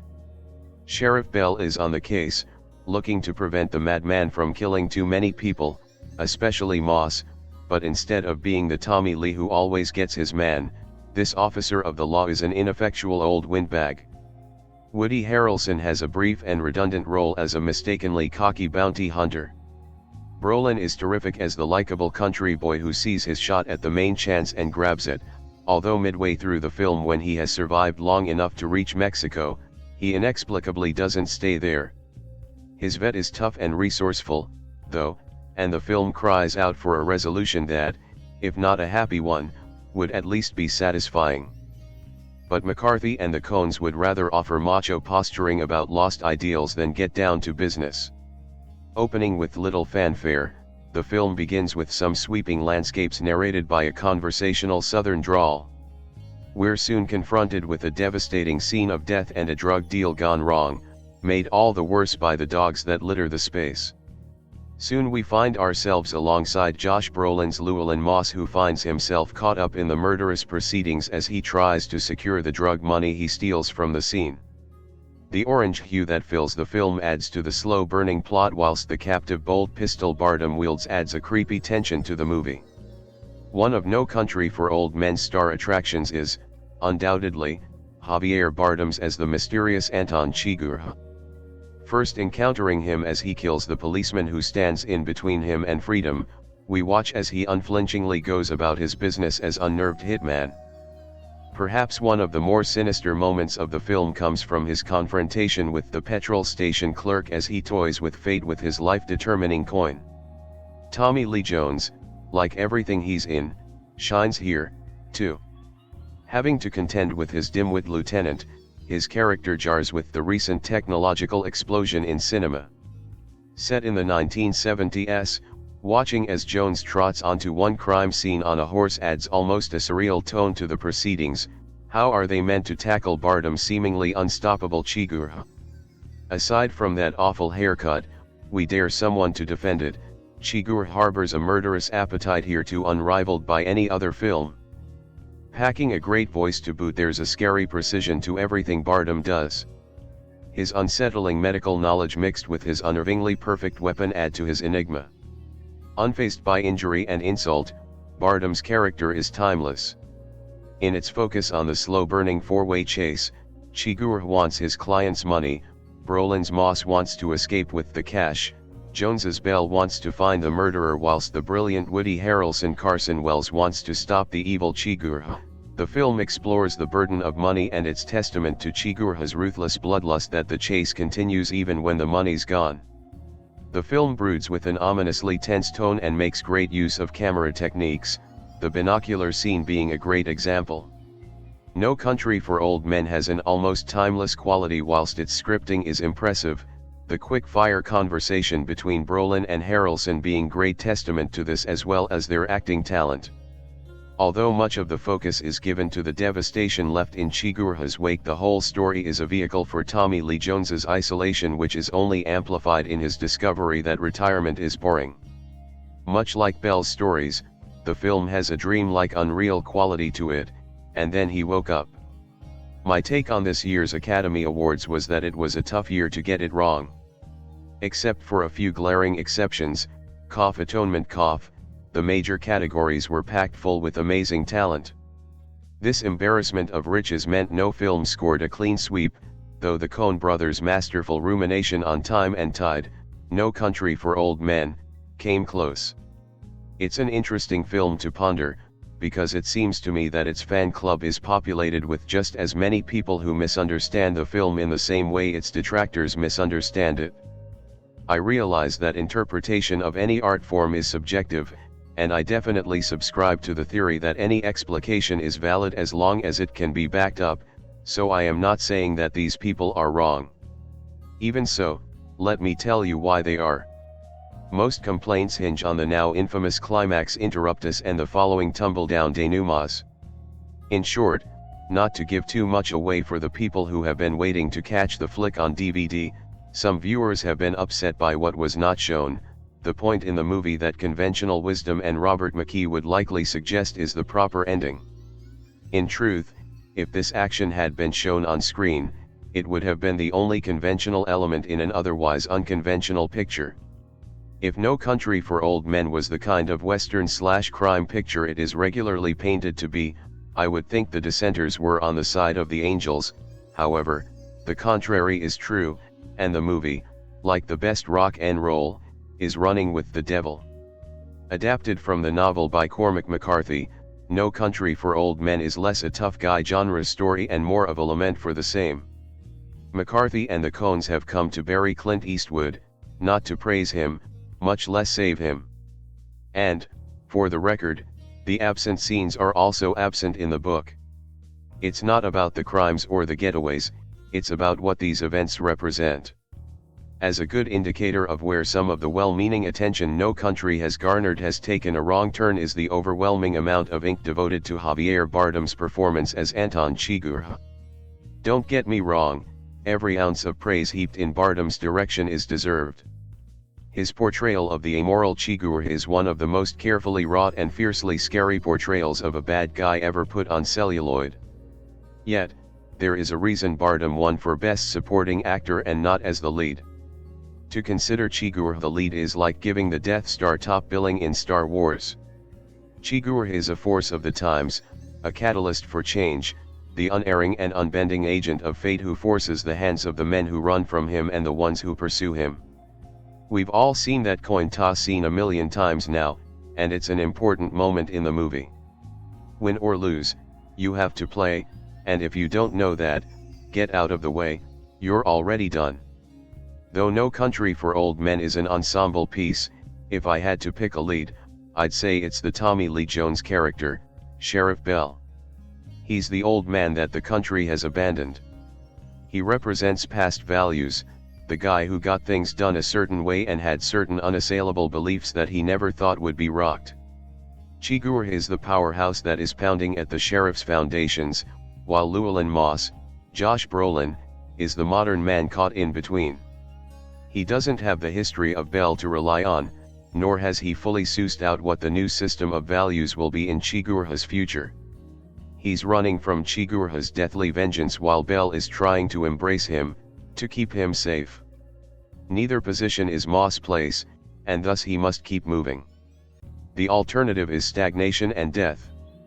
The beauty of McCarthy's metaphor is that it comes dressed in familiar armor, and thus the film adaptation shows up in the trappings of genre. One can easily enjoy the movie in that sense, but if you aren't watching for the way the Coens are dismantling genre, removing each piece of armor one by one, then you are likely going to find some disappointment when your expectations are subverted. Funnily enough, all of the characters in the movie are going to learn essentially the same thing about expectations. Their belief in the order of the universe holds little weight, as the universe is wont to spin at its own accord. Even Chigurh, who attempts to destroy order by imposing his own concoction of chaos, is forced to learn what real randomness is. Moss' wife, Kelly MacDonald, is the only one willing to call him on it. His Coen, as she explains, has no say in his actions, it's really just him, he will act as he will. His last scene in the movie is when one of the few truly random acts occurs, the one thing he doesn't make happen. So, what then does a man do when the universe fails him? Keep soldiering on, it seems. Sheriff Bell finds no satisfaction in surrender, and the dreams he shares with his wife, of the inconsequential material world being lost and the hope for some light in the darkness, are suggestive of the only absolutes he can be sure about. If there was any doubt about the ability of the Coen brothers to conjure up flawless and varied crime epics that effortlessly straddled the divide between haunting and quirky, then they were all but dispelled by the Oscar win for No Country for Old Men. A suitably dread-laden chase film that originally sprang from the pen of Cormac McCarthy, it was the latest example that the brothers were practically unmatched when it comes to movies about small crimes have big ramifications. They've dabbled in this sort of sandbox before with brutal, Texas-tinged neo-noir, Blood Simple kick-starting their careers back in '84, and in many ways No Country for Old Men marks the brothers coming something of a full circle. However, while that Texas fried taste of noir was still present, this film carried with it an even greater notion of some grand, apocalyptic western that had salt of the earth old-timers experiencing existential crisis thanks to the evils that modern life brings. After a back catalog of classics, is No Country for Old Men the Coen's crowning achievement? Prepare for a cinematic experience that strikes you like a bolt through the brain. Advertisements. The year is 1980, and while Texan nobody Llewellyn Moss is out hunting out in the desert one day, he comes across a scene that at once is both incredibly fortuitous and strewn with disaster. Located in the literal middle of nowhere is the bloody aftermath of a drug deal gone wrong that sees numerous trucks and a bunch of bullet-riddled bodies gathering flies under the baking sun. Tracking the mortally wounded last man standing, Moss eventually finds him after finally expiring under some shade, but alongside a sizable bullet wound. The other noticeable feature of this dead Mexican is a briefcase that contains $2 million in cash. Rightly believing that this could be the chance of a lifetime, Moss grabs the money and scrams, hiding it from his naive wife, Carla Jean, and hoping to sit on it until the heat blows over. But after wrongly heading back to the scene of the crime, his cover is blown when he's spotted, and as a result, he decides to go on the run, sending his spouse to live temporarily with her mother for safekeeping. However, while his plan could have worked under normal circumstances, one thing Moss simply couldn't have counted for is hitman Anton Chigurh, the bowl-cut force of psychotic nature that's been hired to locate that wayward money. Armed with a blood-chilling sense of deranged honor and a portable version of a bolt pistol normally used to slaughter cattle, Chigurh breezes through proceedings, culling all and sundry in his path whether they have information about the money or not. But while Chigurh and Moss dances their $2 million tango, bringing up the rear is Terrell County Sheriff Ed Tom Bell, who, despite his keen powers of deduction, seems utterly stunned at the carnage left for him to clear up. Possibly the most fascinating thing I found about the movie is how the Coens have seemingly retrofitted Cormac McCarthy's source material into something that a diametrical opposite to their earlier Oscar winner, Fargo.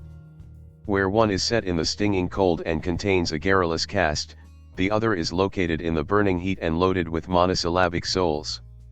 Where one featured ruthless, impulsive criminals who erred on the side of stupidity, the other features a cold, calculating antagonist that radiates pure evil. And while both feature officers of the law that seem to be part bloodhound, Fargo's Marge Gunderson is something of an upbeat optimist, where Tommy Lee Jones' impossibly grizzled lawman can't help but stare uncomprehendingly into the void at the mounting inhumanity that faces him every day.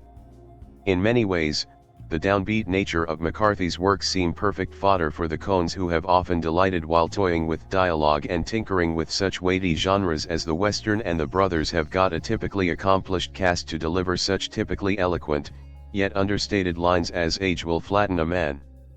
Tommy Lee Jones, for example, could probably play this type of leathery, crusty lawman in his sleep, but aside from squinting a lot delivering the odd, measured comment, the genuine feeling of angst he's experiencing as he hurtles toward retirement gives him layers as mortality could beckon far sooner than he'd like. Similarly, Josh Brolin has also built himself up a nice line of taciturn tough guys, but the extended game of cat and mouse that Moss finds himself in due to that big bag of cash means that the actor has to convey things while almost being completely on the run, and we even get the likes of Woody Harrelson and Kelly MacDonald in side roles for no extra charge. However, walking away with the entire movie lock, stock and silenced shotgun barrel is Javier Bardem's terrifying enigma, Anton Chigurh, who surely must stand as one of the most arresting villains of the year, if not the decade. Looking fairly ludicrous in a hairdo that seems to have been cribbed from one of the monkeys, the actor portrays this complete moral vacuum of a man in unforgettable fashion as he rapidly displays an utterly illogical code of honor that invariably leads to him murdering at least a third of the cast. It's an absolute stunning performance, and not only does Bardem deliver one of the all-time greats, while asking total strangers to barter their lives on a single coin toss, but it shows that the Coens still have an absolute mastery over their casting. However, the real wonder of No Country for Old Men is how the Coens manage to manipulate what some may consider to be a string of seemingly anticlimactic events and wring every last vestige of dread-seeped poignancy out of it. Yep, in classic neo-Western fashion, characters either get abrupt ends that explain nothing, some are rudely annihilated off-screen, and others see their stories trail off into vague nothingness that may frustrate viewers fond of more decisive endings. But with its measured non-ending that provides no real satisfying explanation for virtually anything that's occurred, the Coens find their most haunting note. Rarely does anything make sense in a way that we're truly able to understand, and as the aging Ed Tom Bell struggles to process the brutal and seemingly nonsensical events that's needlessly claimed the lives of so many random people, the only thing that's truly certain is one day, we all have to croak. No Country for Old Men is almost like one of those Zen sayings. A frantic chase where nothing happens very quickly. A puzzle where the question is more meaningful than the answer. That sort of thing. As if to disprove the title, Old Man Tommy Lee Jones is very comfortable, thank you. He's Sheriff Bell. Takes everything in his stride. The rolling hills of the Texan border country. The challenges of living close to the land. The bad hombres. He's seen it all. He is the land, it can't get one up on him. Everyone else has yet to reach this exalted state of initiation. Like Llewellyn Moss, Josh Brolin, who stumbles on a large number of banknotes, cocaine, and people who have ceased living. The bodies died naturally, at least in the noirish vernacular of this movie. Natural to their line of work. As attested by the large number of bullet holes.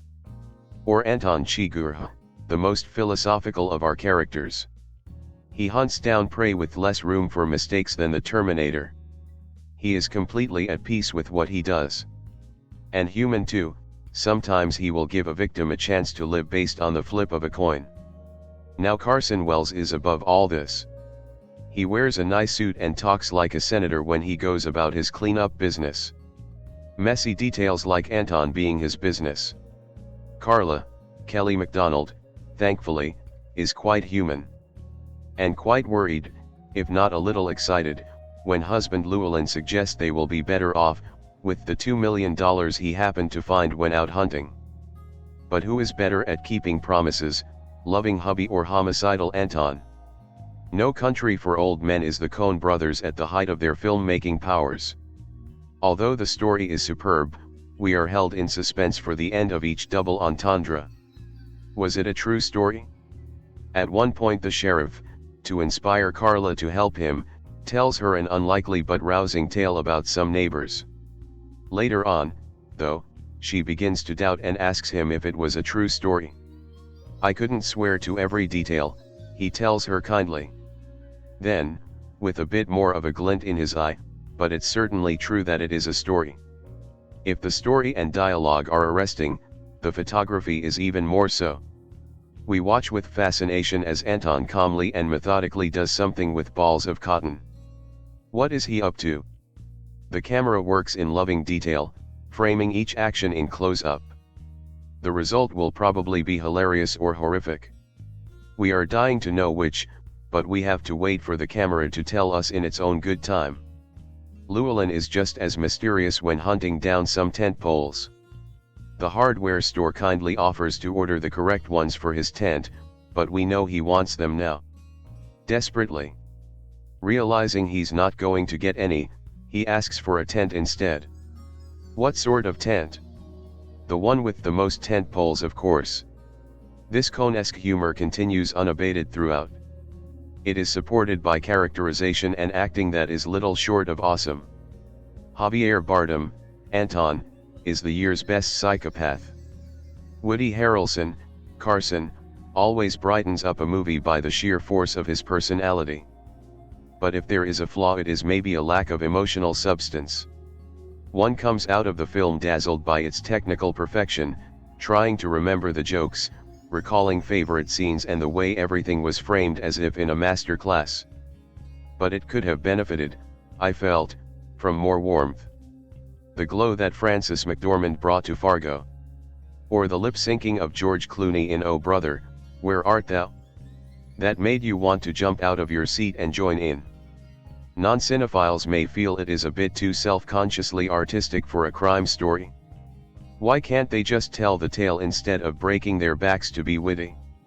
And what exactly happened at the end? Film fans will adore this movie. A few people will wonder why they spent 2 hours watching it. I hope I've helped you decide whether it's for you or not.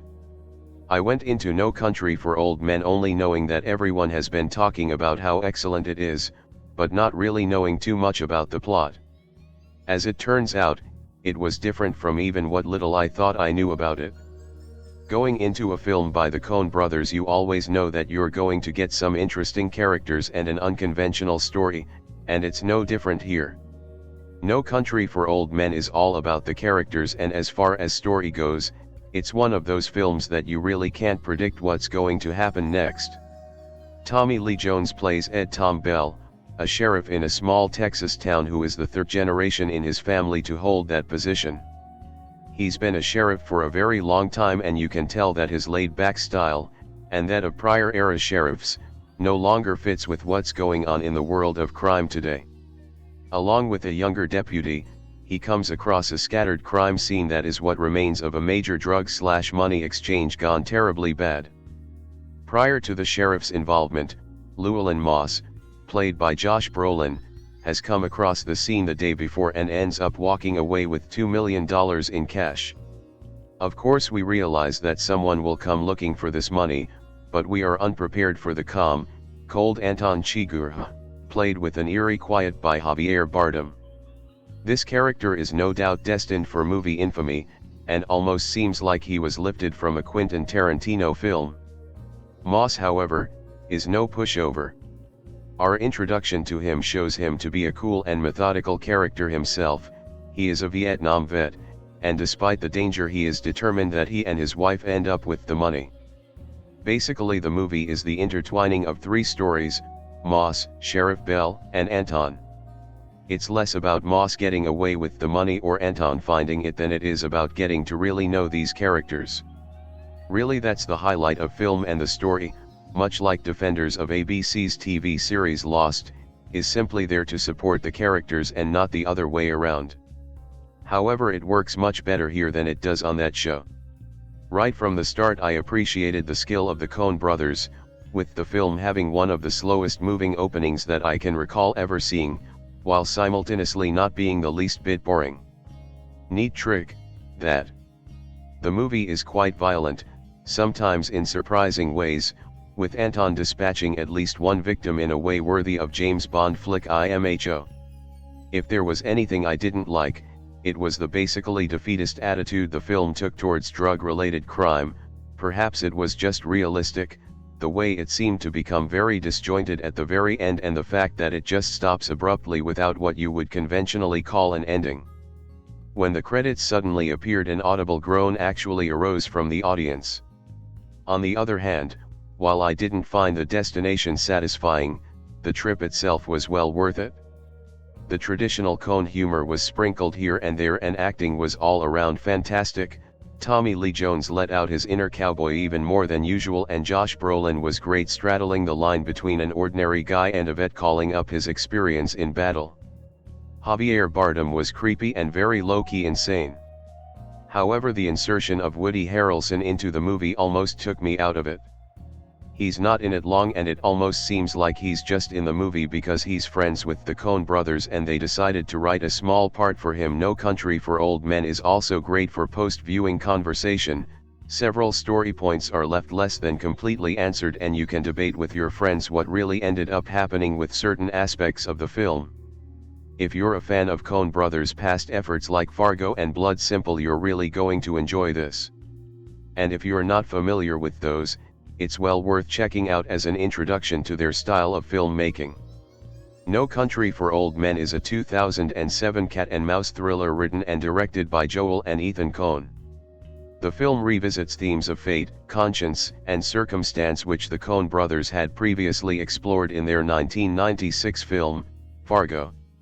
It premiered in competition at the 2007 Cannes Film Festival on May 19 and won 4 awards at the 80th Academy Awards: Best Picture, Best Directors, Best Supporting Actor, Javier Bardem as Anton Chigurh, and Best Adapted Screenplay, and many other awards such as 3 BAFTAs, AFI Movie of the Year, and the National Board of Review selecting the film as the best of 2007. No Country for Old Men is a 2007 cat and mouse thriller written and directed by Joel and Ethan Coen. The film revisits themes of fate, conscience, and circumstance which the Coen brothers had previously explored in their 1996 film, Fargo. It premiered in competition at the 2007 Cannes Film Festival on May 19 and won 4 awards at the 80th Academy Awards: Best Picture, Best Directors, Best Supporting Actor, Javier Bardem as Anton Chigurh, and Best Adapted Screenplay, and many other awards such as 3 BAFTAs, AFI Movie of the Year, and the National Board of Review selecting the film as the best of 2007. No Country for Old Men's premise may be simple: a cat and mouse detective story about money and a killer on the loose. However, I can assure you that when you watch this movie, you will realize, story-wise, especially near the end, that this is not the case. Sure enough, this may be what the film is at its core, but it is structured quite differently to your run-of-the-mill detective story. My only major issue with the story is the pacing, and how the third act is a bit slow compared to the rest. I can't say any more without diving into spoiler territory, but rest assured, however average this movie may sound, it isn't.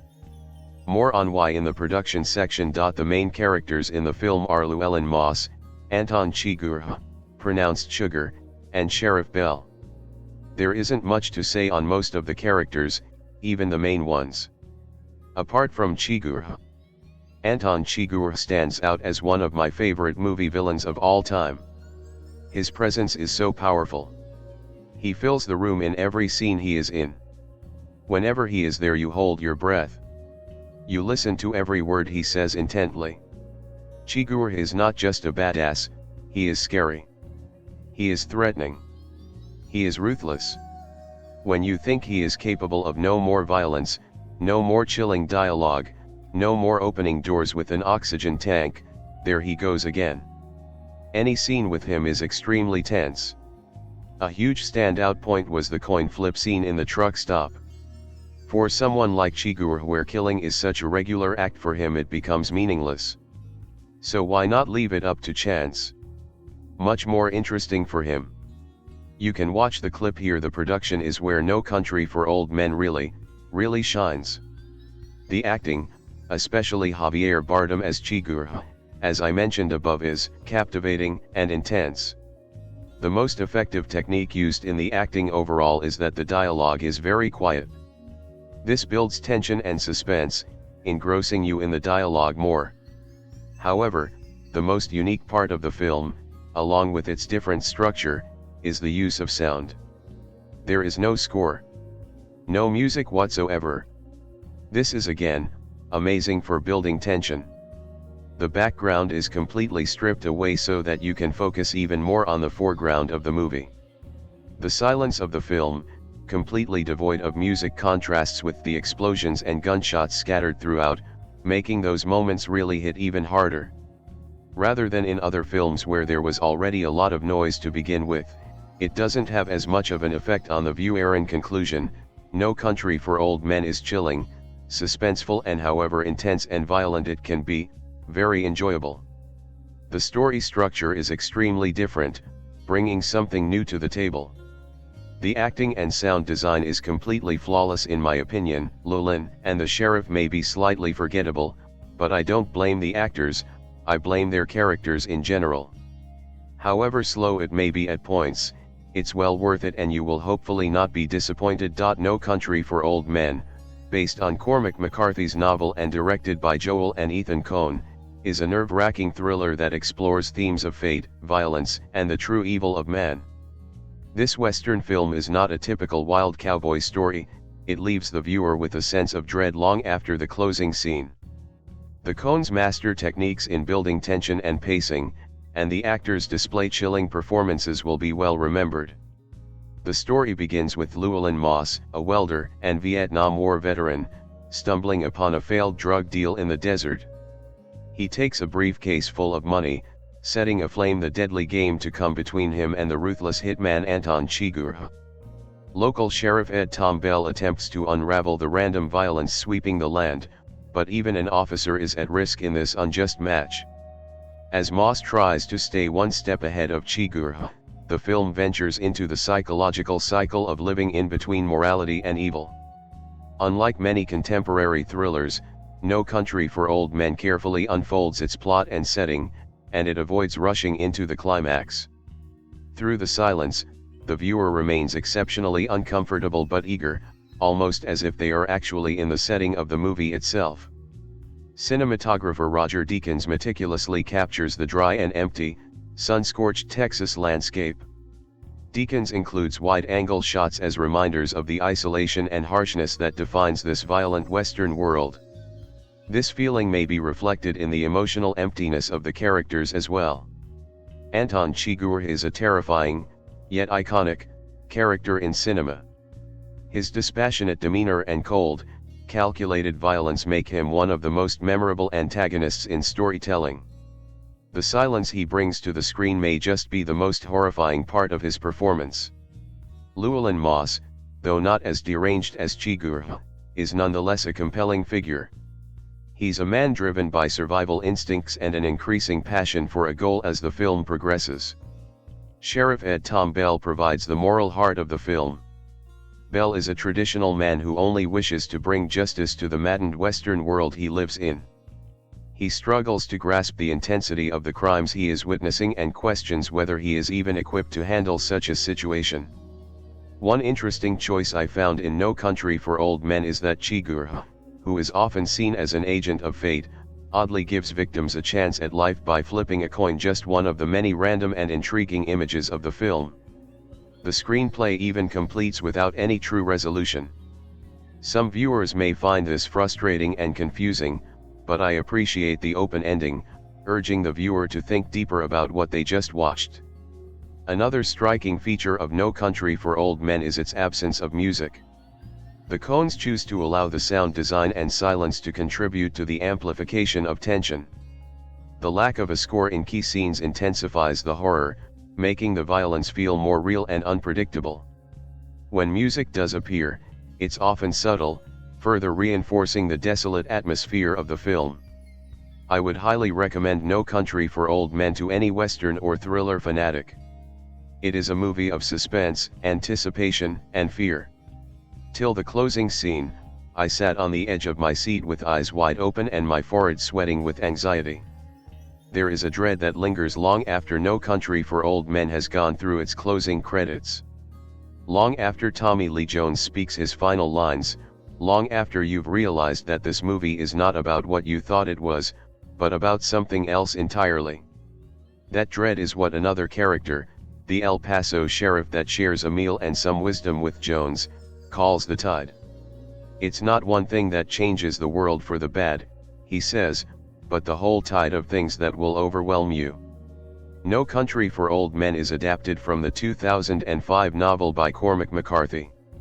It has been brought to the screen by the Coen brothers, and despite the fact that they worked with their longtime cinematographer Roger Deakins, it doesn't really look like a Coen brothers movie.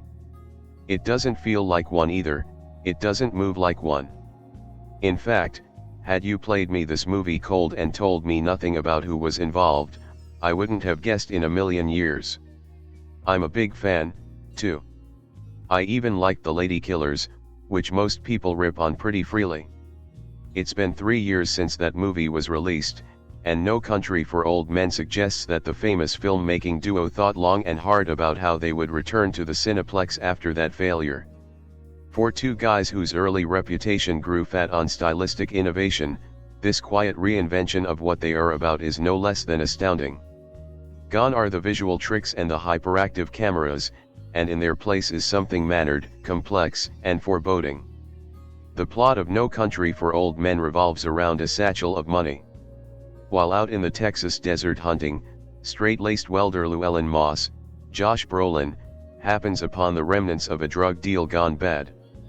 He finds the $2 million in cash that was intended to be the buy money and makes a rash decision to take it home, leaving the lone survivor of the bloodbath to die on his own.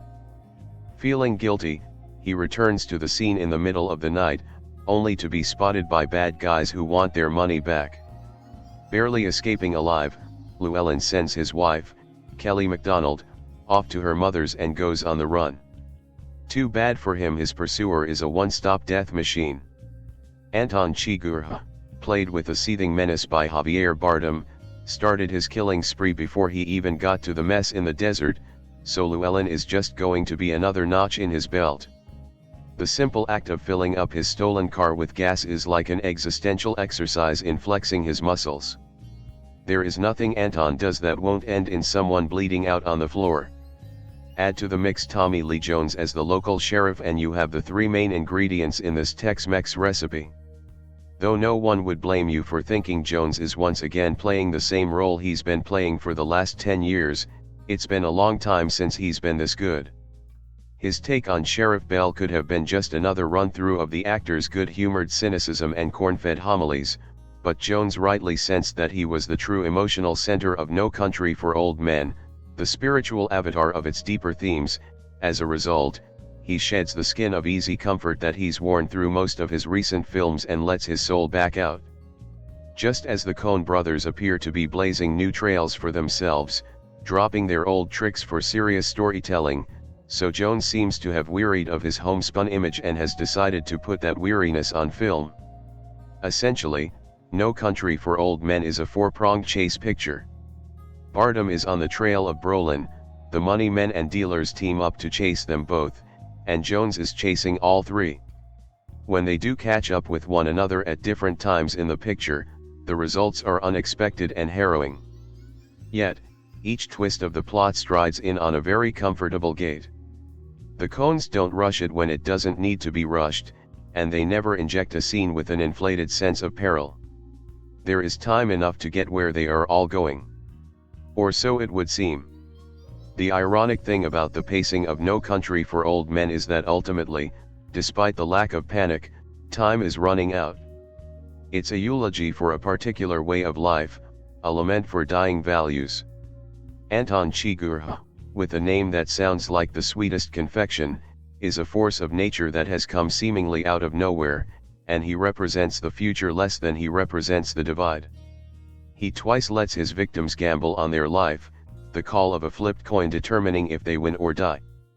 The old sheriff is heads, a thinker who follows a code and predetermined ideas, whereas Llewellyn Moss is tails, running on instinct, making choices that his counterpart would never make.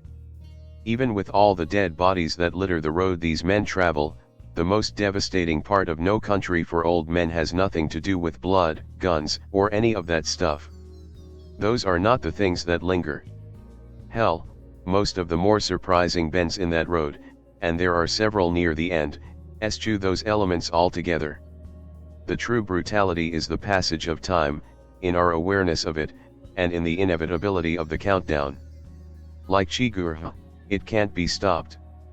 Not by pure stubborn action, not even by the capriciousness of chance. Perhaps it's better to be like Llewellyn and try to remain ignorant of what lies ahead, because when it's all down to the wire, there is no comfort in acceptance. The bleak and unforgiving borderlands of Texas by the Rio Grande are the setting for this triumphant new movie by Joel and Ethan Coen, based on the Western thriller by Cormac McCarthy. It's their best since The Man Who Wasn't There in 2001, and it's the best of their career so far. The Coens are back with a vengeance, showing their various imitators and detractors what great American filmmaking looks like, and they have supplied a corrective adjustment to the excesses of goofy quirky comedy that damaged their recent work.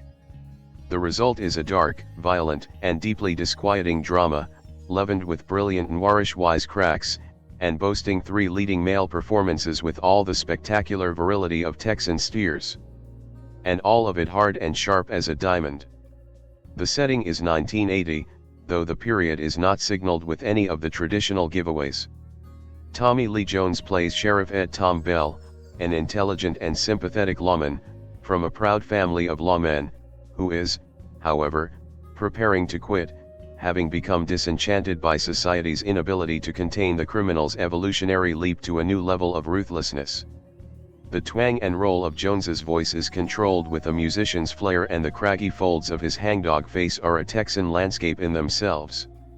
He has a goosebump-inducing opening voiceover about sending unrepentant young killers to the gas chamber, superimposed on prospects of the western terrain photographed by Roger Deakins. It recalls the famous aria at the top of the Coens' first film, Blood Simple, in 1984.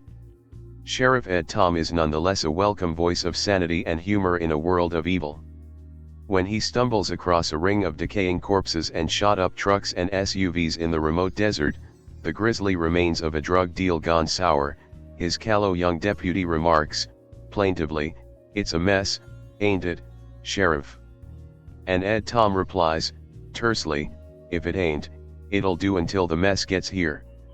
The second player is the psychopathic hitman Anton Chigurh, played by Javier Bardem, who has been hired by shadowy interests to recover a satchel of $2 million in cash that has gone missing after this failed drug deal. Chigurh has an appalling hairstyle, and a habit of killing people with the air pressure bolt gun generally used on livestock, but there is nothing funny or ironic about him. He has a fanaticism that goes beyond the icy commitment of an assassin for hire. He is effectively a serial killer, an existential devotee of murder, a connoisseur of fear and victimhood, and finally appears to forget about the money in his pursuit of slaughter. The scene in which he bullies and threatens the gentle old proprietor of a local gas station is scalp-pricklingly disturbing. Has the Coens' preeminence at the Cannes Film Festival caused them to imbibe the style of fellow auteur Michael Hanke? The third player is the Coens' great find. They have made a star of him. Josh Brolin is absolutely superb in the plum role of Llewellyn Moss, the taciturn Vietnam veteran who has innocently stumbled across this drug money while out hunting and headed off over the Mexican border with it, followed by the sinister Chigurh and the long-suffering Ed Tom, who knows that Moss is just a good old boy who needs protection and whose decent wife, Carla Jean, Kelly MacDonald, is worried sick about him. Brolin gets some of the best lines in the film. "If I don't come back, tell my mama I love her," says Llewellyn. "But your mama's dead," replies Carla Jean. "Well, then I'll tell her myself," says Llewellyn, after a thoughtful pause. The tone of the film, like that of McCarthy's original novel, is apocalyptic. It gestures ahead, darkly, to an utter annihilation of norms and restraints.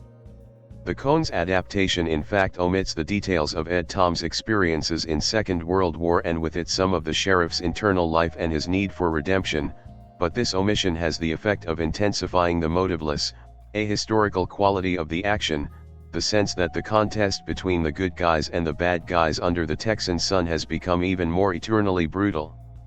The Coens are true to the pessimistic severity of the book's ending, darker, arguably, than the ending of McCarthy's great novel The Road, to whose horror the story can, in retrospect, be seen to be heading.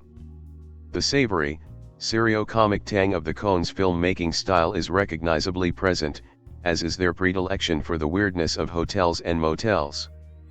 But in McCarthy's novel they have found something that has heightened and deepened their identity as filmmakers, a real sense of seriousness, a sense that their offbeat Americana and gruesome and surreal comic contortions can really be more than the sum of their parts. Tommy Lee Jones and the actor Barry Corbin have a wonderfully modulated scene, in which Ed Tom calls on his old Uncle Ellis, another retired police officer, who has seen enough of the unequal struggle against evil to have even fewer illusions than his nephew. But he tells him that America has always been like this, that it is a tough country, cruel and harsh, eating its sons like Saturn. Watching this film has something of the elemental thrill of watching a cloud shadow spread with miraculous speed over a vast, empty landscape. It has a chilly, portentous intuition of what America is.